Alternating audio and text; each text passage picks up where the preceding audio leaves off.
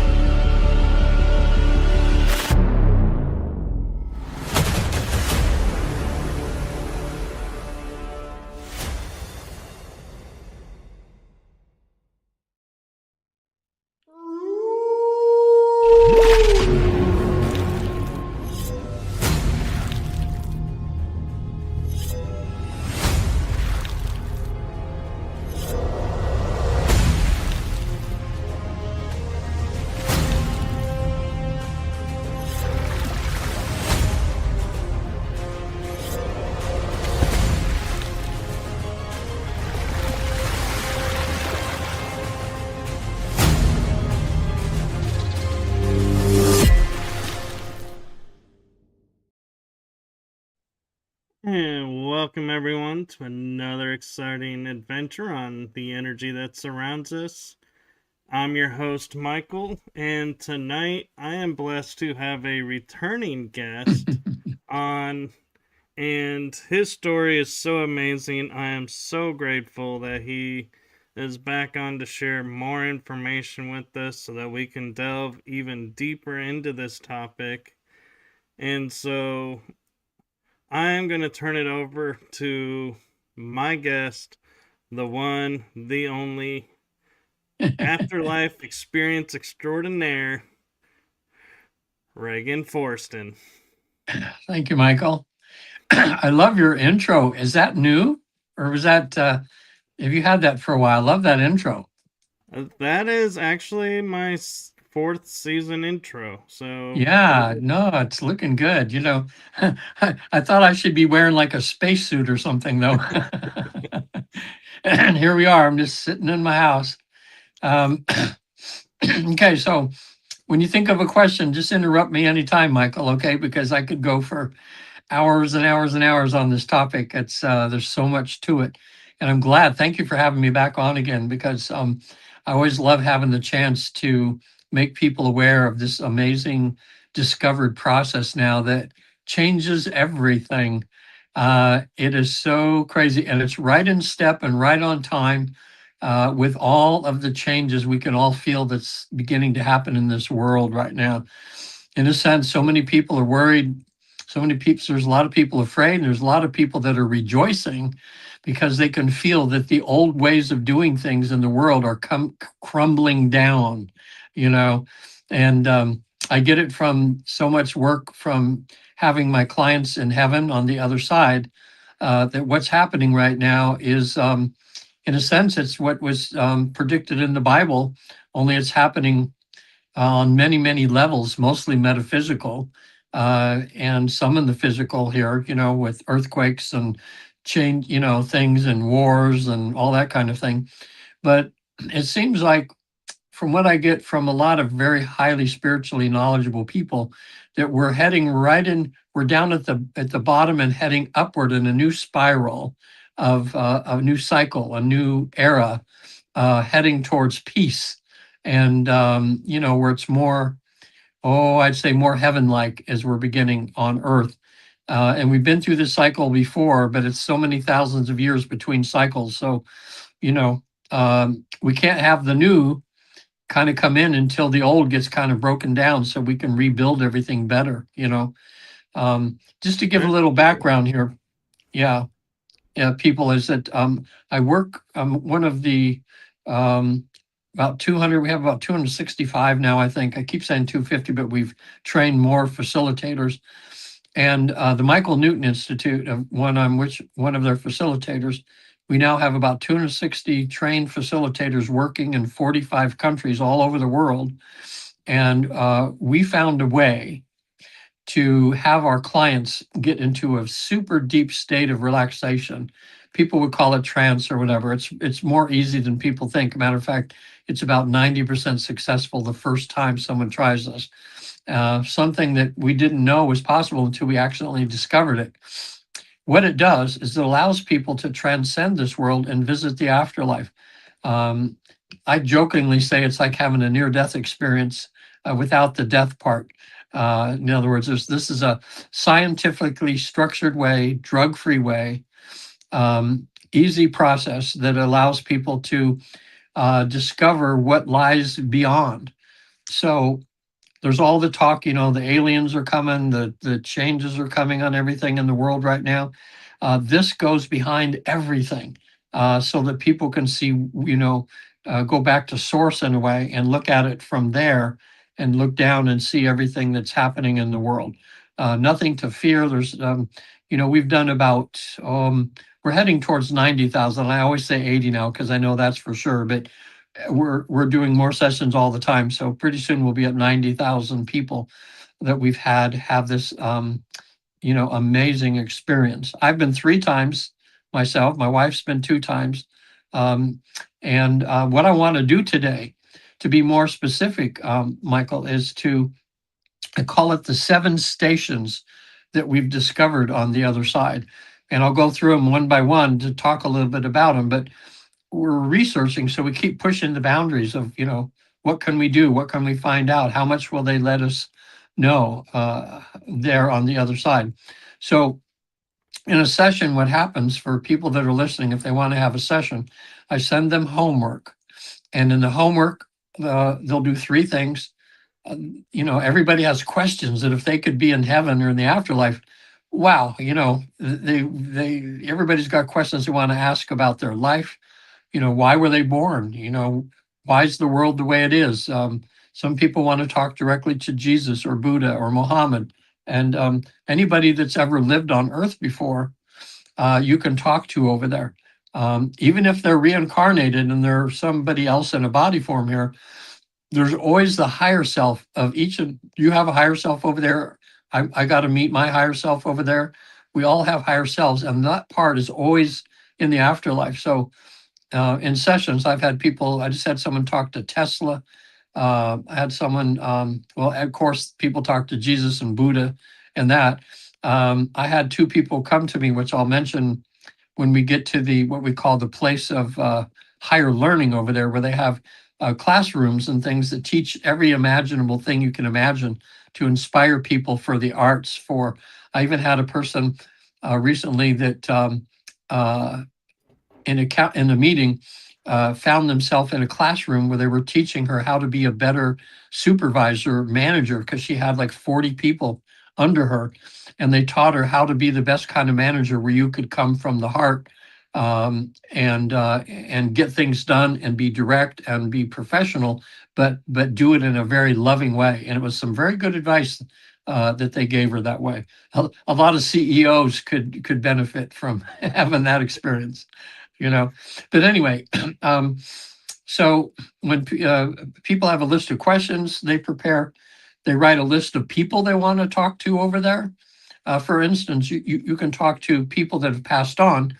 Like in the times I've been over there, I got to see my mother and my father and my brother, who've all passed on. And it was just cool. It was just like visiting for Thanksgiving or something, seeing how they're doing, and they're just doing great.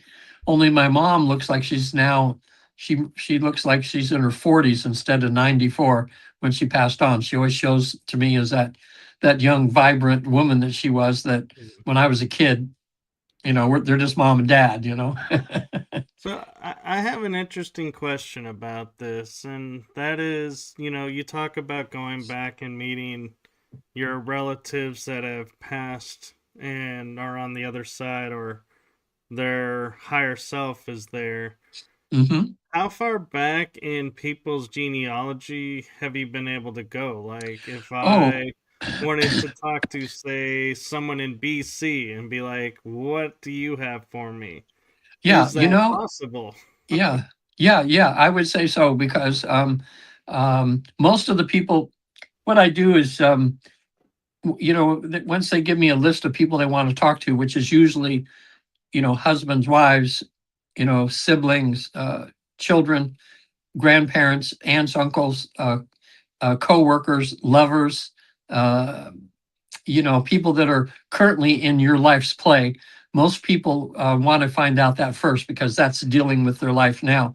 But a lot of times I say, well, look, if we have time, if we get done all the work over there and you still have energy, hey, let's have some fun and talk to somebody from the past. And I'm thinking now, I haven't actually, but besides people that would have been like Tesla, he would have been not too long ago. I'm trying to think of the psychic who was like one of the number one psychics back in the 50s and 60s. And they have people, he passed on, but they have a whole society for him now. Gosh, Edgar was Casey? yeah. I've had several people talk to Edgar Casey over there, but mostly they want to talk to Buddha or Jesus, and Jesus goes way back, of course, a couple thousand years. Right. That way. But yeah, I would love to do a session for someone. It would be so cool if they wanted to talk to like Moses or something, you know, or oh gosh, who else would be good, or like Napoleon or somebody, and just say, hey, what the heck, Now, here's the thing, and this is kind of a mind blower, and I found more about this since the last time I was on your show, because it happened in the sessions.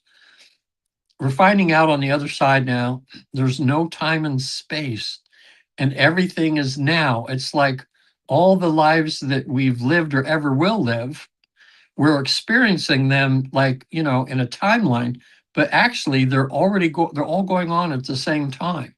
So Dolores Cannon, who wrote a book about Nostradamus, when she had a client in trance, she was able to have that person talk to Nostradamus as he was writing all of the things he was writing. Like a And plot train. Nostradamus said to them, says, look, you're not catching me in the past. I'm writing these now, and this is what I mean by these things.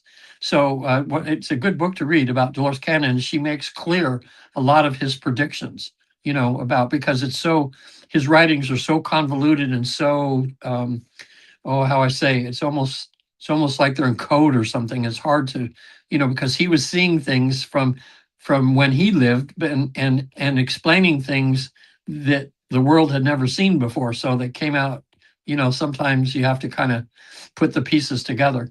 But matter of fact, okay, since we segued into this, I'll tell you, because otherwise I'll forget. A client I had this last month, actually been about 6 weeks ago, he was in another country, foreign country, and he was bedridden for, oh gosh, 5 years now. And he had nobody in his life. He was living with his parents, but we found out in researching there when he went to the other side that he wanted to have a lifetime where he could see what it felt like to have no relationships. In other words, because he thought, relationships aren't that important. Why do we have them? And so he thought, well, let me pick a life. I'll go down and see what it's like to not have relationships. Boy, was he sorry what he signed up for. Because even his parents that he asked to be his parents, because as you'll find out, we usually choose our parents, they came from a soul group that was not even near him. So he hadn't had relationships with these other souls before. So they agreed to come in, just to mother and father him and that, but yet he didn't have any prior connection to that. So he was setting it up so he could see what it's like to not have relationships. In this lifetime, he has yearned, especially he's in his late 40s. There was 3 women that have come to in his life that he just, wow, he just thought, boy, oh boy, I would just love to have a relationship with them.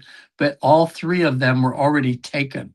And there were people that were not approachable. So he was like, could see how beautiful these people were and how they would have been a great relationship, but they were not available. So he had this heartbreak in a way that just can't, So after COVID, or right during COVID, he got chronic fatigue syndrome so severe that for him to get up and just go to the bathroom, he would get back in bed. It would take him hours and hours to recuperate because he just dragging. So he had one of the most interesting sessions I've done. It's so good to talk about it because so many things happened in the 4 hours that he was in the afterlife. So he's having trouble going into trance, and we're getting some way, and then he gets too much awake and not enough asleep. And finally, in frustration, he says to me, Regan, didn't you tell me I have my higher self? Can't you just ask my higher self to come in and do this? And I thought, okay, never tried that before, but let me see. I said to him, can I want to ask your permission to talk to your higher self. May I have permission? Because you always have to ask the permission. He said, yes. And then immediately out popped his higher self and introduced himself. And the higher self says to me, his mind is so crazy right now. He's bothering me. Can you put him deeper in trance so that I can talk to you about him? And so I called on him, his higher self. I did some deepening techniques. And then the higher self says, good, he's kind of disappearing a little bit because I need to talk to you about him. It was like, it was just so cool. So I'm talking to the higher self, and the higher self tells me, he says, we chose this life, because, we wanted to find out what it was like to not have relationships. And I said, well, how's that going? And he says, he is so miserable, down there. And he's learned a lesson how important it is that God put us to where we have some relationships in our life, because that's where the love, that's where you get a chance to love. That's where a chance you get to be loved. That's where a chance you get to be of service to others and to have other people serve you, and allow them the opportunity to do that. And there's so much beauty in that. And being by yourself is just not where it's at, that way. So then all of a sudden, his body changes or something, and out comes a voice of somebody else. And I says, is that you, higher self, or is this somebody else? And he says, no, this is me. And I said, well, who are you? And it was another part of him that was living concurrently in another life on another planet. And it was a female, and it was from what she called a feline planet. Oh, okay. So now I'm talking to the higher self, and now I'm talking to another part of him that's living in a current life, the same time as he's living one now, on a planet where they call it a feline, because the beings there, they can walk on twos or fours, but they have feline characters, but they're highly evolved spiritually. So I asked, I don't know, boy, at the age I'm getting now, I forget her name, but I said, well, why did you come to this session? She said, well, I could see that part of myself, which is him, was having a lot of difficulty physically and emotionally and spiritually. And since I'm more advanced, I wanted to come into the session to kind of give my 2 cents worth to help him. So now that happens. Okay. So then I'm doing that for a little while. And I said, well, while I'm talking to 3 of you now, we're getting lost here a little bit. And he needs to be healed from this illness that he has, or needs to get some perspective there. I says, can we ask a healer to show up too? And the higher self says, yeah, I'll bring in a healer. So now a healer named Zen shows up. So now I got 4. There's him, who's kind of in the background right now, his higher self, the feline from another planet, and the healer that's there. So Zen says, boy, he's got himself in a predicament here. And I'm going to do a body scan for him and kind of work on him a little bit, see if we can help. But I asked Zen, well, is it true that he's kind of put him in this position? He planned this whole thing? And Zen says, yeah, he did. And Zen says, you know what? I think he's learned his lesson. He's learned how important relationships are. So you know what? Zen says, I'm going to be working on him for an hour or so. So you go talk to the higher self and whatever, and I will be in the background doing some healing. Okay. So then I started asking questions to the higher self, And this will bring in another station now. Okay, this station is called the life selection station. We have discovered, and some of my clients experience this, where they can go back and see how they chose their life. And everybody, it's very similar. Everybody describes the life selection place very similar. It's kind of like being in an IMAX theater, and you're sitting there and there's different screens up there and they're looking at possible lives that they could have. And since everything is in the now, in other words, they'll see a thing of a man walking down the street in New York City, and they'll think, oh, yeah, okay, if I had that body and that's the thing, and what I want to learn, I think that would be a good selection, Or, in his case, so I asked the higher self, I said, well, if you hadn't chosen this life as the man who's sick right now, let's just call him, just for his, privacy here, I'll call him Walter, okay? So if you weren't going to be Walter, what were your other choices? And the higher self thinks for a minute and says, well, I could have been a young girl who was going to have a bad accident and be paralyzed from the waist down. And I would have had to, be by myself and not be able to move around and everything for the rest of my life. Or, he says, I had another choice. I could have been a soldier. Same result, paralyzed, But instead, I chose Walter because I was hoping that he could learn his lesson and not have to spend his whole life being in a wheelchair, but they could sometime be healed, and still learn the lesson. And I said, oh, that's very interesting, So then I said, okay, Zen, are you there? And Zen says, yeah, I'm still working now. What do you want? And I says, my client really hopes to be healed today. Can you do that? And then Zen says, well, okay, we feel he's learned his lesson, so he's going to get better. And I'm starting the healing process in his body, but it's going to take a couple of years for him. He's still going to be in bed for a couple of years, but he's going to gradually get better because he still needs to integrate what he's learned and really be prepared to decide whether he's going to have some relationships in his lifetime. Afterwards, when I talked to Walter, and Walter goes, oh man, I'm so glad that I can see there's an end to this. But 2 years, and I said, well, that's what they said. So he's going to keep in touch and, we'll be able to know. So in that one session, so many things happen that generally, maybe one of those or two of those things will happen in a session, that way. So in the life selection process there, I've had a number of people go there. And I remember one of them was standing in line and there was other souls, there was lines of things. And it was almost like you were picking out personalities. They're saying, oh yeah, I'm going to have a little of this, I'm going to have a little of that, like a recipe, to be so that you could embody that in that body, because the characteristics that they chose that they would have as that person were all going to be geared towards having the best success at learning what they had to learn. There was one client before, actually, I keep talking about this thing was mine, but it was another colleague of mine, and he talked to me about this years ago, but I'll share that with you too.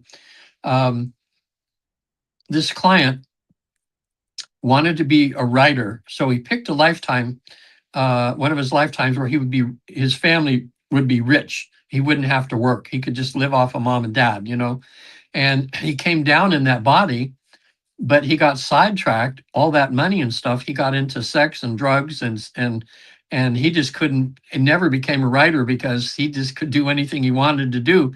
And he wasn't disciplined enough to be able to be the writer.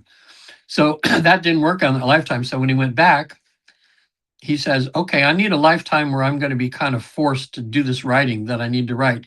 So he picked a lifetime where he would be a young girl.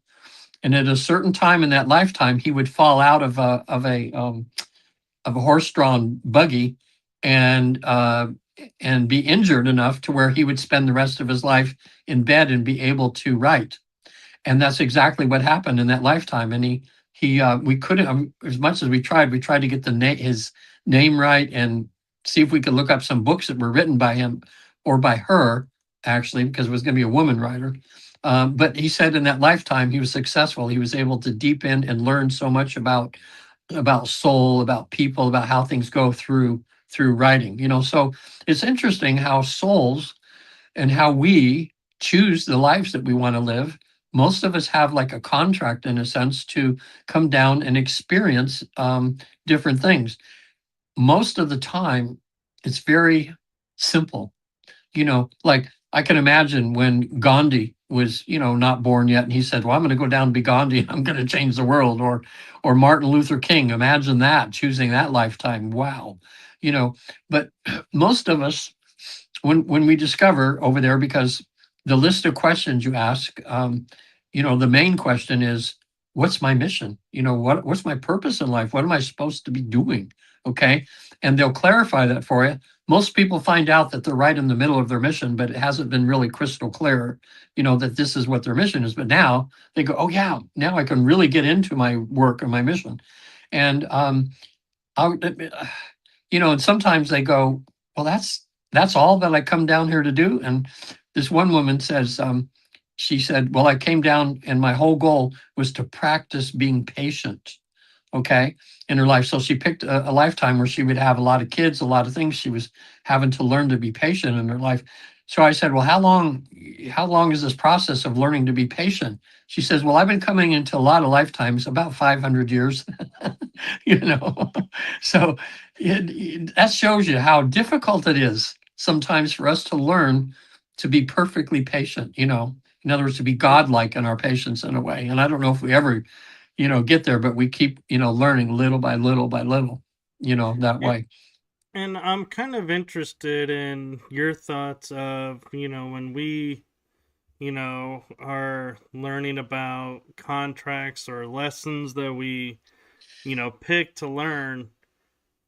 If we get our, kind of like a sideway awareness and we're like, oh, I've kind of learned this now. So in the afterlife session, when we're talking with them, can we go, oh, I've actually learned this through this, so can we erase this contract out and maybe sub in another one or take That's a a break? great question. That's a great question too. Now, in my experience with the 500 of these that I've done, somehow we haven't kind of got into that, but excuse me, excuse me, sorry, folks. So, but I have had psychics, mediums, who are friends of mine who talk about people rewriting their contracts, and sometimes, yeah, they learn their lesson sooner than they thought, and so they want to know, well, let me see what else that I can do, and a good friend of mine who's a very good medium. I did a podcast with her for 3 years. Every Wednesday for 3 years we were on there, and boy, she was amazing what she could do. And she talked about having her help people to rewrite their contracts. Now, here's an interesting case. This isn't mine. This is one of Dolores Cannon's. And for the people listening too, I'm certified with Michael Newton Institute as a facilitator, but I'm also certified with Dolores Cannon School of Quantum Healing Hypnosis. And Dolores Cannon and Michael Newton were contemporaries of each other. They didn't know about each other until they discovered it, but they were both doing the same thing. And what was beautiful about that is once they knew each other and they found out what was happening, they found out, okay, this research is not just him. There's somebody else having the same kind of things happen, that way. Dolores Cannon has about 18 books out there. She spells her last name Cannon. If you're looking it up, anybody watching, there's about 18 books. She's the one that wrote the Nostradamus book. She also wrote a book called Jesus and the Essenes. Now, as we're talking, see these things come, we're going to go on all these little segues, which is pretty cool. So I never know what's going to happen. But Jesus and the Essenes came about because she had a client who came in one day for go to a past life regression and see some healing. He found himself as a Jewish person in the Essene community. And it turned out, he found out in the session that he was the teacher of Jesus and St. John the Baptist. Well, she was so in in awe of that, like, wow, that's pretty cool. She asked him if he would come back for subsequent sessions so they could delve more into that lifetime. So he came back for a bunch of times, and every time they would find out more and more. And what was fun, one time she had him describe the Essene community, like kind of lay it out so she could see where the meeting hall was, where the eating hall was, where they slept in that. And a number of years later, when they dug up what they think is an Essene community in archaeology, everything was just like he said it was, so it gave her more proof that this was probably real. But he describes Jesus's early life as a child and how different John the Baptist and Jesus was. John the Baptist was a little more like ADDHD, kind of kid. Just yeah, and Jesus was a little different than that, and all the way up through the crucifixion. So the book is a good one. It's called Jesus and the Essenes for people that are, want to get another take on the life of Jesus that way. So, where were we? Okay, back to the contracts part. There was one case also that Dolores had where she found out in the session that the person who came in for the session now was actually not the original soul that was in that body. And what we came to find out was prior to coming into this life, the person who came to her for the session had made an agreement with another soul that because the other soul said, I'm going to go down, I need to learn some things, but it's only going to take me a number of years and then I'm going to be done. And I don't want to commit suicide or something, and I don't want to waste the body. So she asked around and up in heaven, is there anybody else who wants to come in and take over my body to have some things to learn? Another soul made the agreement. So what happened was at a certain point, when she was a young adult, at nighttime, her soul left the body and the other soul jumped in her body.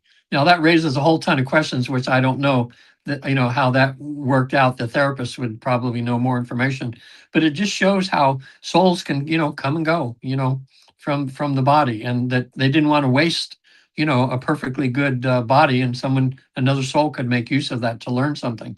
So that's just another variation of things. So moving on from the place of life selection, the majority of my sessions, there's three places that it almost always happens in a session, and they're the three big sessions. I mean, the three most important ones. The first is a place of rejuvenation. So we'll call that station the rejuvenation session. And that happens right after okay, let me back up here. To get to the afterlife, we have found out that the easiest way is to have them go into this deep state of relaxation, which is, again, very easy to do. Like I say, about 90% successful. People think that it's like real hard, but there's nothing they have to learn because everybody's is in the same state that they are when they go to the afterlife 2 times a day. Just as you're falling asleep, just at that moment, just a few seconds before you fall asleep, and the first few seconds as you wake up in the morning where you're kind of in a dream, but you're aware that you're waking up, okay? What I do is I have them relax to the point where if I wasn't communicating with them, they would just fall asleep, okay? So that's what we're able to kind of keep them in that state. And once in a while, they do fall asleep a little bit, and I'll know that because they'll stop communicating with me. So I'll tap them on the shoulder and I'll say, can you hear me? Can you hear me? And when they nod their head, then I get them right back to that state. Well, we found out that's where the magic happens, Michael. It's like everybody, when they're in that state, they can easily access past lives and all the things that they've ever been before. So to get to the afterlife, once we get them on the verge of there, I have them direct themselves to a past life, which either their deep subconscious chooses or the higher self or an angel or someone. It's generally a life that when they go back to it, they can feel some kind of similarity or some kind of connection in a way. So it'll mean something to them. So they go back to this past life. We go through a few scenarios or a few scenes of memories they have there, but we want to get them to their death scene. So finally I say, okay, now let's go to the last few minutes of your life as that person, and let's see what's happening. Most of the people, I would say 80%, are in beds and they're just old and dying, or they have influenza or some sort of breathing thing, black plague or something like this. And the other 20%, hung, shot, stabbed, drowned, all the other ways that you can die. But they don't, they're kind of in that body, but yet part of them knows they're going through this process. So it keeps them from being re-traumatized. So they don't have to worry about that. In a few cases, they're so into that body that it feels like they're going to be experiencing it again. But we're trained at that point to give them a choice. I can see on their face if they're starting to go, like something scary is happening. I'll say, okay, now quick, make a choice. You can experience it just like you are, or you can watch it from outside your body. And most people choose to kind of watch it like on a movie screen, and they're telling me, what's happening to their body or what's, how they're dying. Anyway, we're at their funeral or how their body's disposed of. When they feel they're done, and they've sometimes they want to stay around a little bit to let people know energetically that they're okay, like to get themselves in people's dreams, or make the lights flash on and off in their house, or have a bird land on their head, or something where people know, oh my God, that's my dad. He's telling me he's okay. That's a common way that they get through to us from the other side. Um, and so anyway, when I say, are you finished now? Are you ready to go home? And they go, yes. And so I'll say, okay, now you have this memory. Let's find out what happened when you left that body. I want you to rise up above the earth a little bit. And when I count to 3, you'll be at the time and place where there was a guide, your guide was there, or someone to greet you, to, escort you back home. So I'll go 1, 2, 3. And then they'll go, oh my gosh, and there's a guide there or an angel, or sometimes it's a parent that's passed on, like a mom or dad who's there, and they will escort them to where the guide is or something. But they always, most of the people meet their guide face to face, get their name. They'll find out that the guide's been with them for many, many lifetimes before. It's like a homecoming in a sense, oh my gosh, there's my guide, my friend, kind of thing. So the first thing I ask is, now my client just had a rough life. They just finished and they could use a little R&R. Can you take them to a place to be rejuvenated before they go back home? And instantly they're there. And I ask my client, is it inside or outside? And they start describing these beautiful places, Michael. Oh my gosh. I'm I'm just seeing them in my mind because they're describing to me. But man, it's like the ultimate spa. Generally there's water involved somehow, like waterfalls sometimes, or pools of water. Water seems to be a cleansing thing, that they have. So then I'll say to my client, I'll say, okay, I'm going to be quiet for a little bit. And I want your guide there, or a healer that happens to be there, to take you through the process of being rejuvenated. And when you're done, then I want you to speak up and tell me what you're experiencing, because we record all this. And, so much happens, Michael, that they're aware the whole time, but it's just too much to remember because there's so many fantastic things happen in the time that they're on the other side, which generally ends up being 2.5 to 4 hours. Generally, it's different for everybody.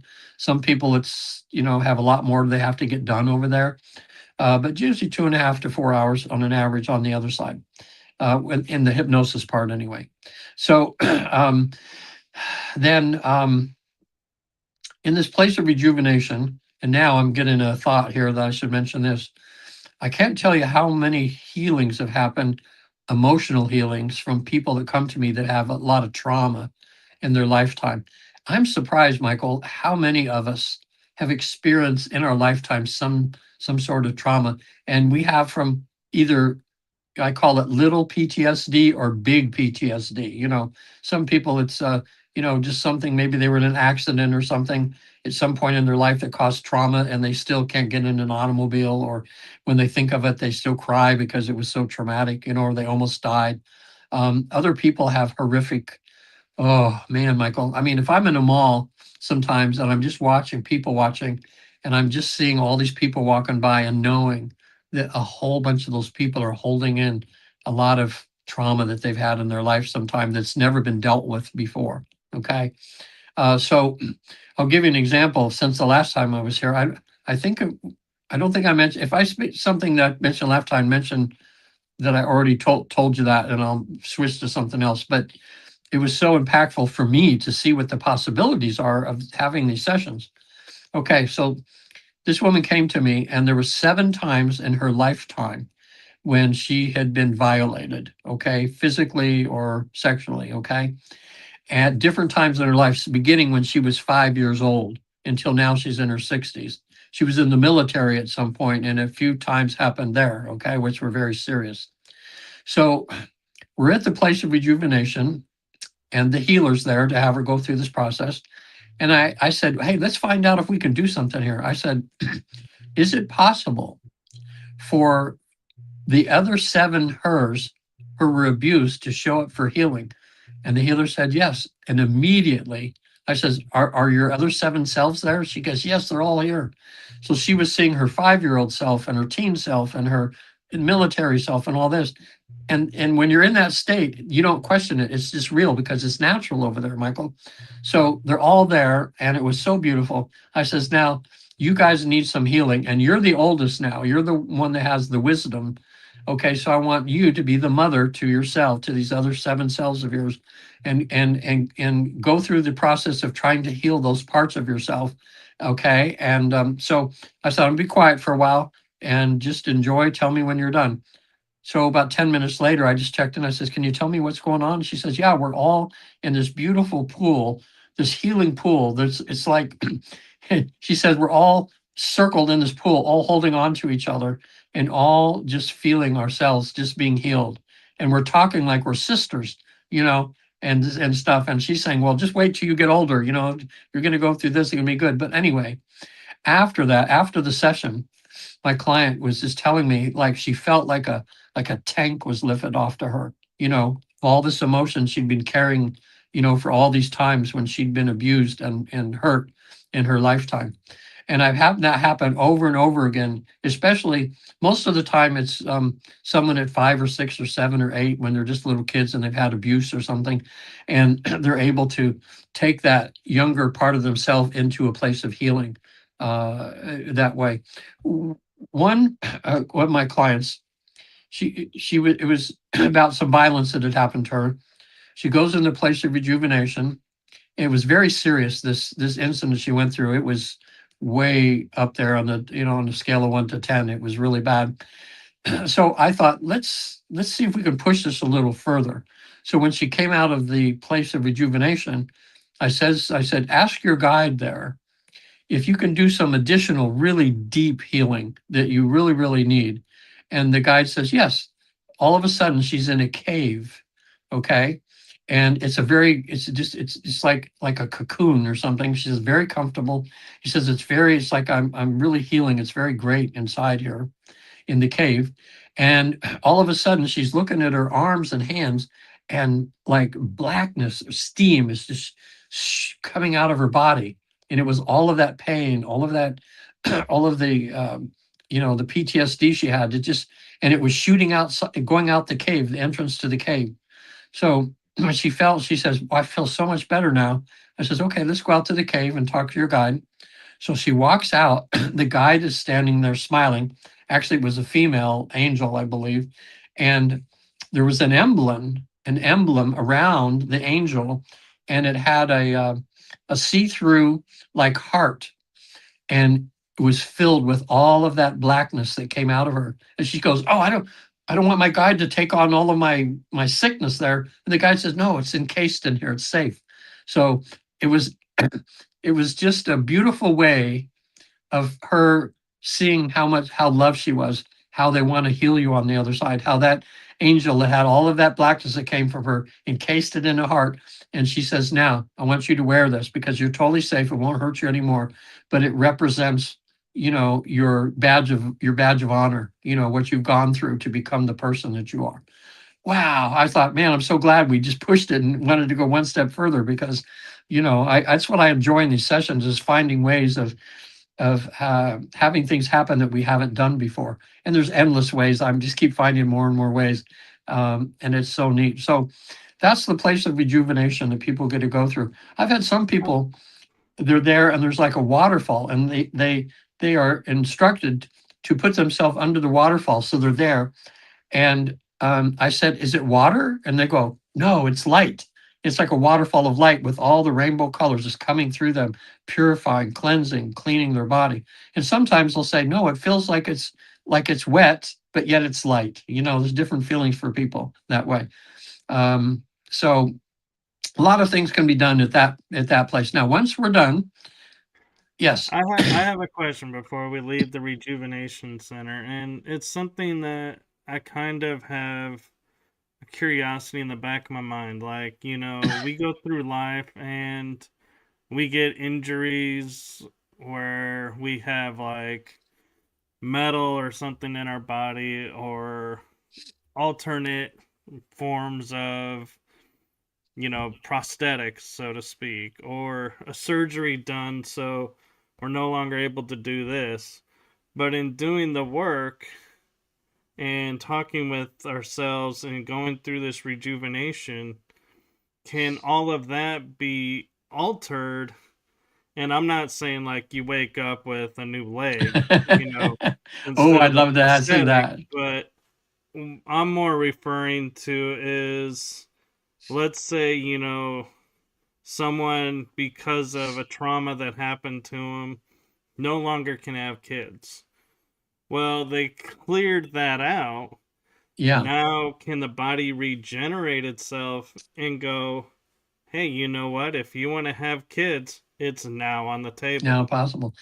I haven't experienced that with any of my clients, but um, some of Dolores Cannon's books have some, I mean, oh my God, amazing people that right in the session, had just became healed or something happened.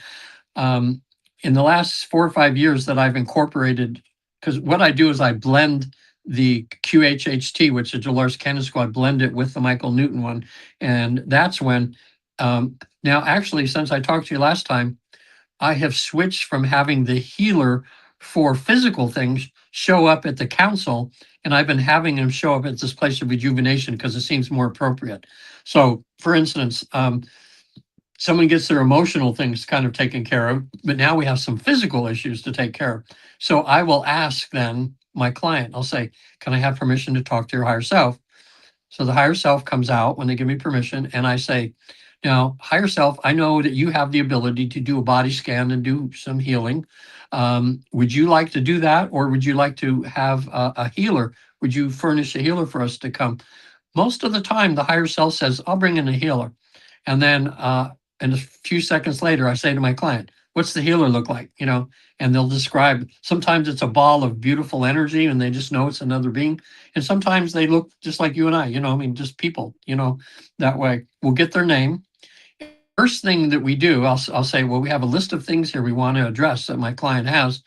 The first thing we want to ask, and we'll say, "Okay, she has this problem with this.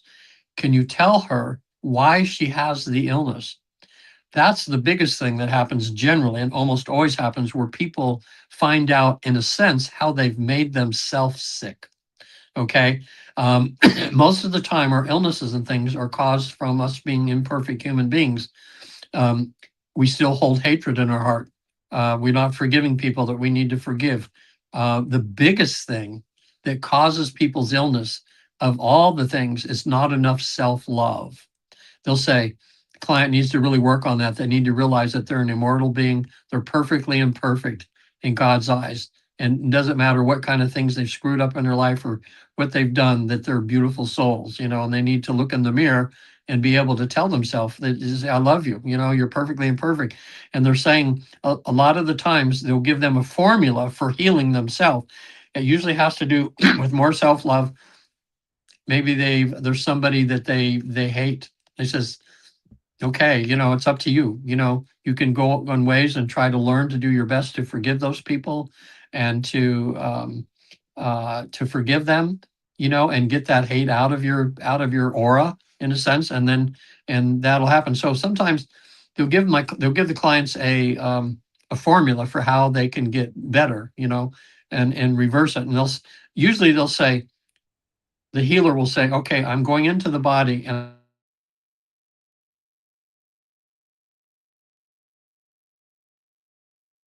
and then they'll say, but it won't take effect unless you do the work that you have to do. Now, 2 times though, I've had people healed right in front of my eyes, and Michael, I swear, it's just the the hair stands up on my thing just watching it happen. One was a woman. She came in with a cane. She had a frozen hip. She was in her 60s. She was just about to retire from her 40 years working for some firm. And we found out from the healer said she has created this frozen hip because she's afraid to move forward in retirement. She's stuck. Her mind is so crazy because she doesn't want to move forward, realizing that these people she's known for 40 years, that's her family. That's her work family. She's going to lose them all when she retires, and her husband's retiring. She's going to be spending more time than she wants with him. And she realizes and says, I'm not making him breakfast every morning, kind of thing. So they said that she's just so afraid of moving forward. Her mind has kept her from walking, because she can't move forward. So they talked to her for a little while over there, had a conversation. And then the healer says to me, I think she gets it. I think we've shown her that, from what she senses, she's going to have a wonderful retirement. It's going to work out okay. There's nothing she needs to fear. And the healer says, I think she's got it. And I said, okay, now can she be healed then? And the healer said, yes. So instantly, oh boy, she's right on my couch there. She starts moving around and a big old loud pop, and her hip popped right back in place. Shocked her as much as it did me. So she was able to walk out without a cane. Another client was 84 and had rectal cancer, stage 4. Okay. What they did was they went in and they said, okay, we've begun the healing. We really think that, you don't have too much to do you can, be here for many more years and stuff. And so every year now she must be like 89 now or something. She sends me a text. She says, I'm still here, Regan. The doctor said she'd be dead 5 years ago. She's still here. So that's, I tell people too, anything can happen over there. But in the Dolores Cannon books, there's story after story after story of miracle healings. Of course, those are from thousands, and she's picked out the ones that have actually, experienced a healing, that way too. Now, here's a case that was very interesting too. Of the type of healings that can happen from having these sessions. So a woman came in, she had a birthmark right here on her neck of just a line right here. She found out in a past life she was hung, as a witch. Okay. And so having that realization when she came back, she goes, whoa, I was like a medium back in those days and I could tell the future and I got hung for it, I got killed. And in this lifetime, she was a medium, but she could do it without. And that's what's great about the mediums now. They can just be who they are. They don't have to worry about putting in insane, before then they'd put people in insane asylums. They would kill them. They would, think they were the devil or something, because they could seeing. So anyway, a couple of years later, she sends Dolores a picture of her neck and that birthmark had disappeared, been there all her life. And then just having that awareness of what happened somehow changed her physical body, something, and that disappeared. Here's another segue though. The University of Virginia has been studying children who remember past lives. I might have mentioned it on the other show. I usually try to because it's very interesting. And there's a book by Jim Tucker. It has before in the title. But if you look up Jim Tucker before, it'll come up there. It was published 3 or 4, maybe 5 years ago now. The university has interviewed children who tell their parents that they had another life before. Like, oh, you're not my mom and dad, my other mom and dad, or so and so. Well, they would send a team to interview the children. The children would tell all they could remember. And then they sent people out to see if they could verify what the children said. And they have, I think, several thousand cases now, over 40 years. It's 50 years now, I think. And they published their research. And it's all these ones where children said this stuff. They went, found out, yep, there was people named this. This is how the person died, just like the child said. It's just more and more proof, for people that are still not believing that, we're more than just this. And we've been around for a long time. Um, Speaking about the reincarnation now, Michael, the best way for people to approach this, instead of looking like, we have all these, that we have all these past lives, it's better to look at it how the research shows. Research shows we're born one time, not here. We're born over there. In other words, God created us in heaven or the afterlife. What we're doing as soul is we're choosing to have experience. So we choose to come down and have experience as different people, there's different lives than that, to kind of, it's like going to extra credit or grad school to make the souls even more loving and more godlike in a sense. So you have one life with many bodies. That's a little easier way to understand it rather than the opposite, that way. So when people start looking at it like that, they go, okay, I can go that. It does say in the Bible that in the womb, God already knew me. I forget the exact quote, but it's like, there's a thing that says in the womb, God already knows you, because you're created on the other side. Okay. Um, and that segues into a couple of sessions I had where people, when they got into deep trance, they went through the tunnel out to the other side. They were not in other lifetimes. They found themselves back to source. And the best way I can explain it is they felt like godlike, eternal, like they were a piece of God. I mean, no body. They were conscious part of God, like a pebble of God, or like say one thread in a big tapestry. Okay, that's part of the whole thing. And in those cases, when that happened, they'd end up not being disappointed that they didn't go to the council, they didn't go to the soul group or anything. Their whole session was just experiencing what it was like when you go all the way back to the very beginning. And they don't want to come back. Sometimes it's like they go, oh my God, they're just saying this is the most love I've ever felt in my life. I feel like I can just feel there's zillions of souls all around me and I'm part of them and they're part of me. um, you never know what in store for you, but everybody kind of has like all the sessions are very similar, but it's like a template, that you can put everybody in where they have these different things they do. But because every soul is at a different stage of evolution, every session is amazing. And it's like me, reading a new book every week, and it's about someone's life, and it's like just fascinating, that way. So I have an interesting question, and it deals with, I know there are people who experience such a huge trauma that they're like, I can't ever forgive this person for this. And I'm wondering if there's a way they can go in the afterlife and heal the trauma, and they don't necessarily have to forgive that person or even deal with that person. So can they still do the healing work and get the healing and the blessing without involving that person? Yeah. I've not experienced that. That would be like a shortcut. It would be nice. Um, Most of the time, because the learning comes in, you suffer the abuse that happens, and then to make it go full circle, you finally wake up to what that abuse has taught you.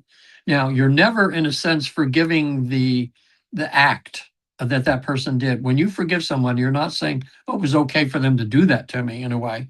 That creates their own karma and stuff like that. But what you're doing is saying, okay, I had this experience or whatever. I'm not going to let that define my life anymore. I'm going to forgive that person because I need to be healed. I had a gentleman recently. He was a doctor from San Diego, and he had a really bad relationship with his father. And so he's on the other side. We find his father, and I say, now, his father is still alive. I says, you have a chance right now talking to your father's higher self to work things out. And he's in trance, and he goes, no, I'm not going to do that. No, no, no, no, no, no. And so I said, okay, let's just talk about this for a minute. you're never going to find a safer place. I said, you're in a safe place right now. Nothing can happen to you. And you're going to be talking to a better part of your father than the part that's on earth here. And he finally said, okay. So he went over, he's talking to his father for a while. And his father was telling him, said, son, what you don't realize was you asked me to be this kind of father when I came down because you needed to learn certain things. And I can't remember exactly what that was.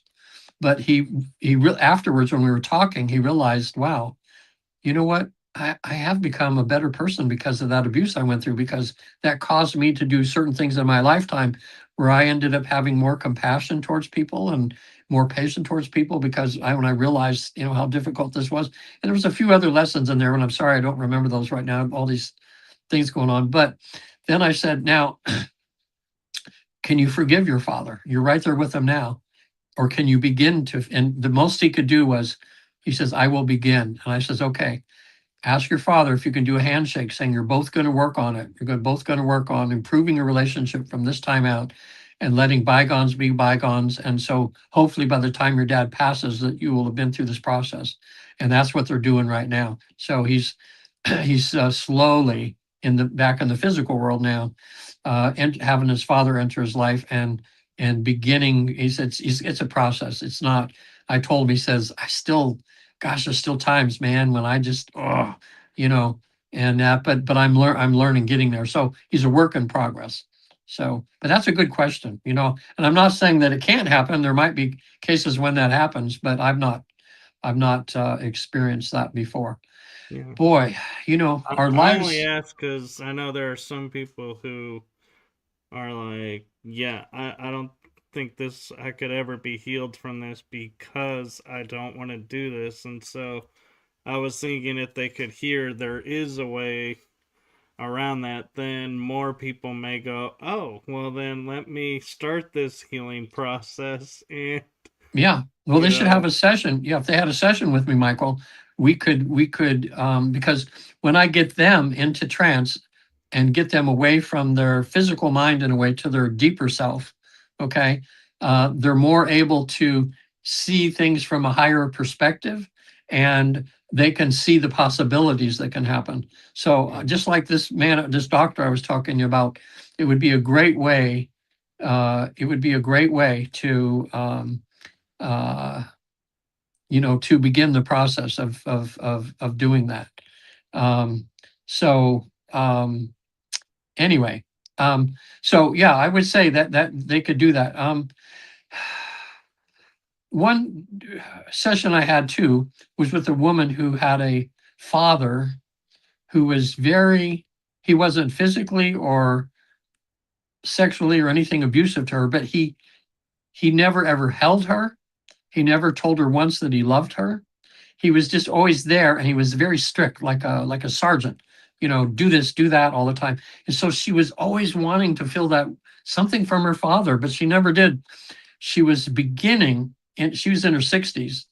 Excuse me, she was in her 40s. Her dad was in the 60s, and they were just beginning on the phone and everything to have some meaningful conversations. The father dies of a heart attack. So reason she came to me, and she says, I'm just beginning, and now I still don't have my father. So we went in around. Oh, this is a very interesting session. I've never had another one just like this before, but it was almost like a movie. So we get her into trance. She's out of her body. She goes to the past life, passes away. We get to the afterlife, and we're talking to the guide, and we're saying, well, main thing she's here, she wants to find her father that passed away. So all of a sudden, she finds herself on this platform. It was like the way she described it was like a railway platform where everybody's waiting for the train to come. And everybody there had brown robes on, like monk robes, okay? So she starts going between the people, and she goes, does anybody know where my dad is? Blah, blah, blah. So a soul came up to her and said, well, he's not here. Maybe he's further up. So all of a sudden she rises up above that. She's on another place, almost identical, but everybody's wearing blue robes. Okay, this is interesting. So now we said, we're looking for her father. Is he here? And they said, no, he's not here, but maybe this way. So I said, okay, just lift up above that, because she's in heaven. So she rises up above that. All of a sudden she sees this door that's opening up. It's just a door, like, in midair, but it was kind of opening up. And I said, let's go and see what's on the other side of the door. So she floats her soul through this door, and then she starts crying. I said, what's on? She goes, there's my dad. There's my dad, and I don't understand what's happening. And I said, why? What's your father doing? She said, he's smiling at me. She'd never felt a smile or that love from her dad ever. And here she sees her dad up there. Her human self now can't, this doesn't seem right. My dad's smiling at me. He never smiled at me before. I said, that's your dad. That's your higher self. That's just him back in soul. I said, you are going to have a great reunion with dad. I want you to kind of float over to him a little bit and just start having a conversation. I'm going to be quiet. I'll be in the background for a while. I want you to speak to dad and ask him some of the things, like, why was he that kind of father to you? Why did you have to endure that and not having a father that way? So anyway, I'm quiet for a little while, and she starts talking. She goes, oh my God, he's holding me right now. And I said, yeah, I said, this is your real dad.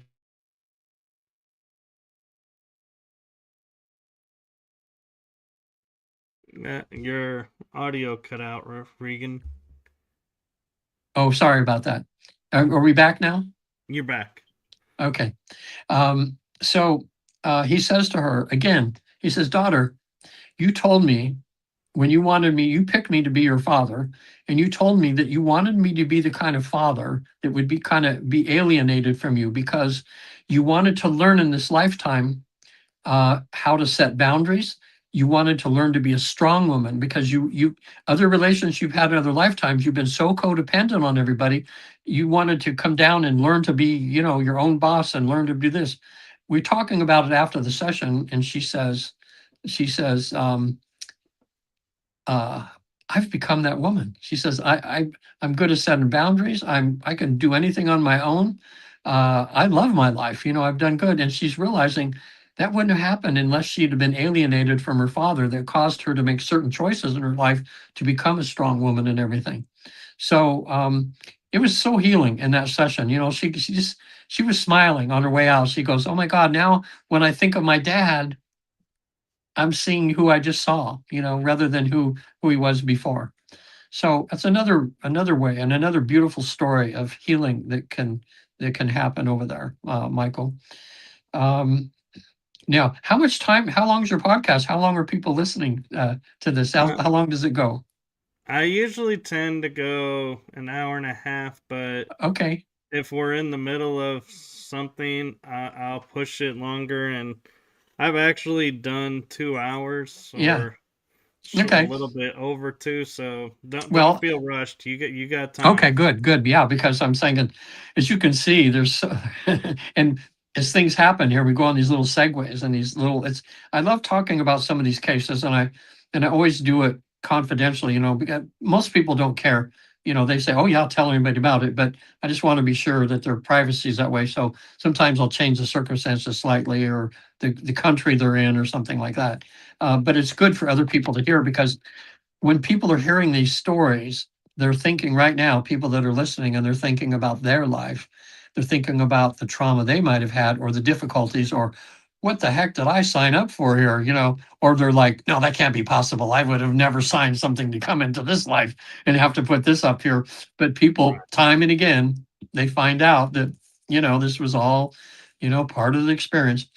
But once you realize that you're an eternal soul, that you never die, all of a sudden you go, okay, maybe I can get through this hard course right now. So when I went the second time and I have my counsel again, I said to the council, I said, why are you allowing us to do this? This is so awesome. I mean, people are like getting transformed by coming and seeing heaven for a few hours. And my main council member, who was a Chinese master or whatever, his name is Late C. And he had just actually, I remember, I'm seeing him in my mind now because when I was there, and it was such, when he looks at me, his eyes are so full of love. You get love bombed, and you just want to laugh, because he's just got so much love coming from him. And I remember when I came the second time there, and he's sitting down, and then he stands up and he has a new robe that he's showing me. And he stands up and he's like modeling it for me. He says, "What do you think? How do you like this?"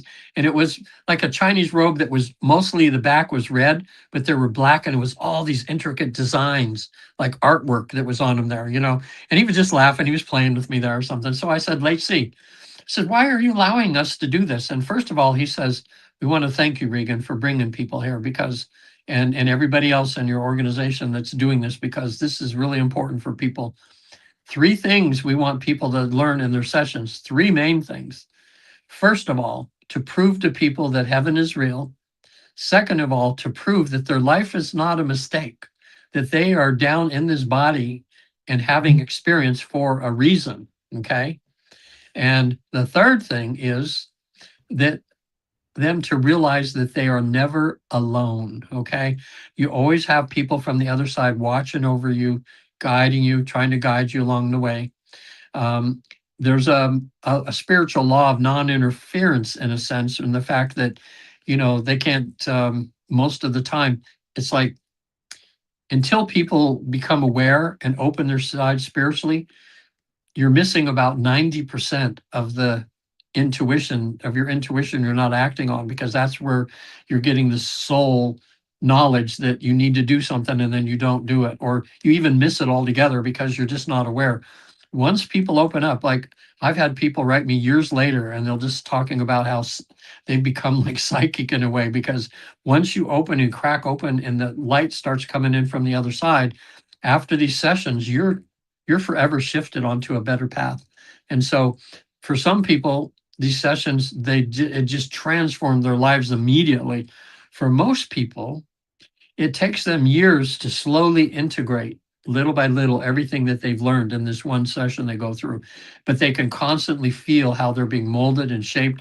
They find out that they're listening to their inner voice more, you know, and following that. But hundreds and hundreds of God sightings happening where they'll need something, boom, all of a sudden something will happen and there it is. We've all kind of seen those. You probably had those in your life, Michael, sometimes where, you know, in a way you're kind of in a sense praying, "Oh gosh, I need this or that." And then all of a sudden there it is, you know, Yeah. that way, or you manifested it, you know. So that's what's good about these sessions. So besides that, you know, people get healing.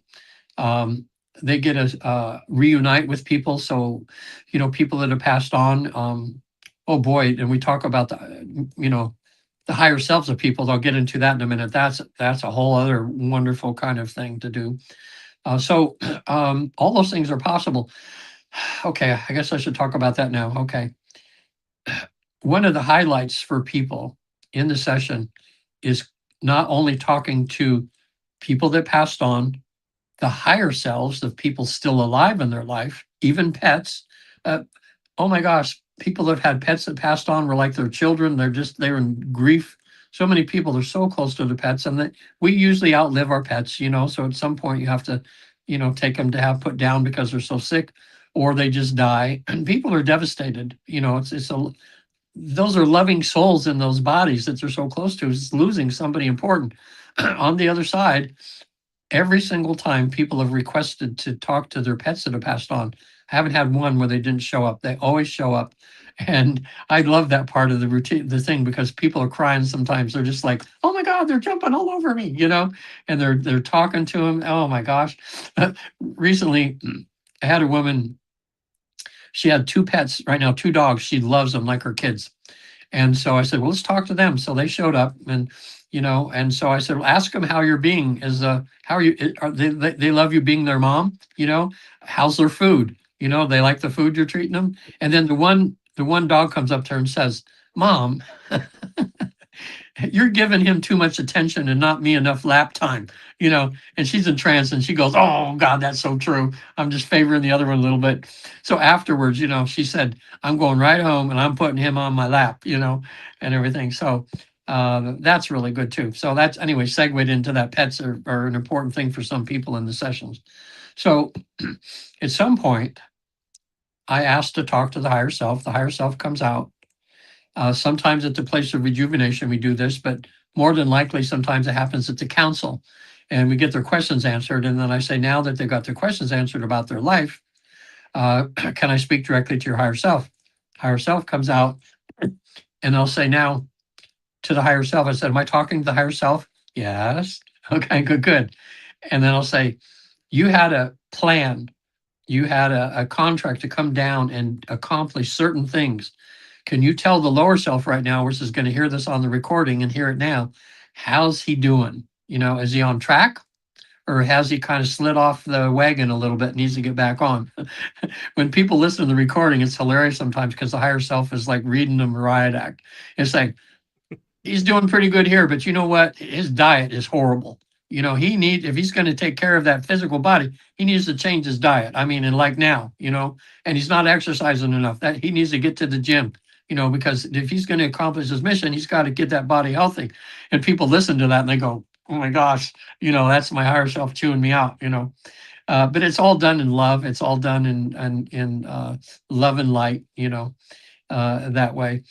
So now, um, I asked the higher self, I said, can you give him some advice? The council's given him some advice. What would you like to see him or her do, in the remaining years that they have left? And the higher self will be talking and well, you probably should take another class on this and learn this. He still needs to forgive Uncle Michael for, that awful thing that happened. He's got this stuff to do. So you can get a lot of help from the higher self that way. But what I really like to do now, as I say, I want this to be so impactful. So when they come out of this session, they really feel that this really, really happened, because some people go, well, was it my imagination or what's happening? I don't know how this could be happening. I says, I want you to step in front of your lower self here so the lower self can see what you look like and describe the higher self. So the higher self steps in front of him and I'll ask my client, what do you look like? Oh boy, it's so cool. Sometimes they see themselves like in body form like this, usually younger, healthier, more vibrant, but a lot of times what they're seeing is themselves as soul. And what we found out, when we are back to the basics of who we are, we're just balls of energy, Michael, different colored swirling energy, conscious energy. And so sometimes they'll say, oh my God, I'm swirling this purple and yellow and green. It's so wow, And so then I ask the higher self, may your lower self have permission to walk into you to see for just a moment what it feels like when he's back home totally into his higher self. Higher self always says yes. So I say 1, 2, 3, just kind of walk into your higher self. So when they do that, oh my gosh, I love their reactions sometimes. I had a good friend of mine, I've been trying to do a session for him for years, and he finally said, okay. I said, I'm gonna do it for you for free because we're best friends, okay? Oh my gosh. He's there when he walked his higher self. I'll never forget. He was almost yelling so loud. I could not. He was just going, wow, my God, wow, oh, wow. It was like he just felt that energy. I says, do you feel more whole now? And he goes, yes. Do you feel like you have more kindness in you? Yes. More compassion, more patience in you? Yes, yes, yes, and he didn't want to leave. He goes, do I have to leave? And I go, yep, you got to leave. You got to come back out of your higher self because you got work to do. But it's that's the extreme that I've seen in reaction. But usually people say, oh man, oh, I just feel so good. I don't have any problems, do I? I said, nope, and then I'll put the post-hypnotic suggestion into their brain.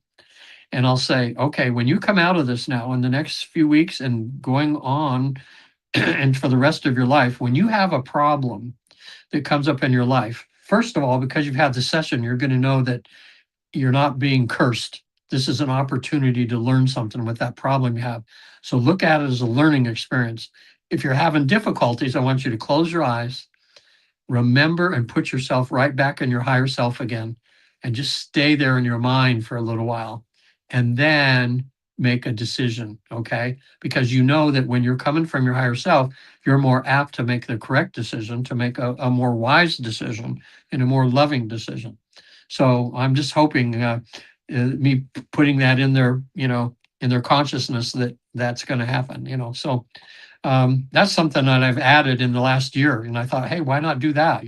Try to, because in regular hypnotherapy, we give post-hypnotic suggestions, that, okay, next time you reach for a cigarette now, you're going to want to throw up, or something. And that's funny. That's one way of getting people to stop smoking, is you put all these triggers in their mind that, or if they're gonna, when they put the cigarette in their mouth, it's gonna taste like crap, or you're gonna want to gag. Although that, I know a colleague of mine that backfired. He had a husband who brought his wife in because she was drinking an average of 24 beers a day.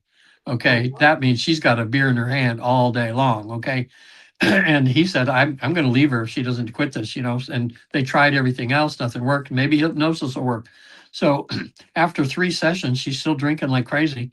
He says, I'm paying for all this. To the hypnotherapist, says, I'm pissed. He says, if you don't do something, get her stop smoking, then forget it. I'm not having her come back again. So the therapist thought, well, man, what can I do? And he says to her when she's in trance, she goes, okay, anytime now that you think of drinking a beer or you have a beer in your hand, you're going to have to run to the toilet. Okay.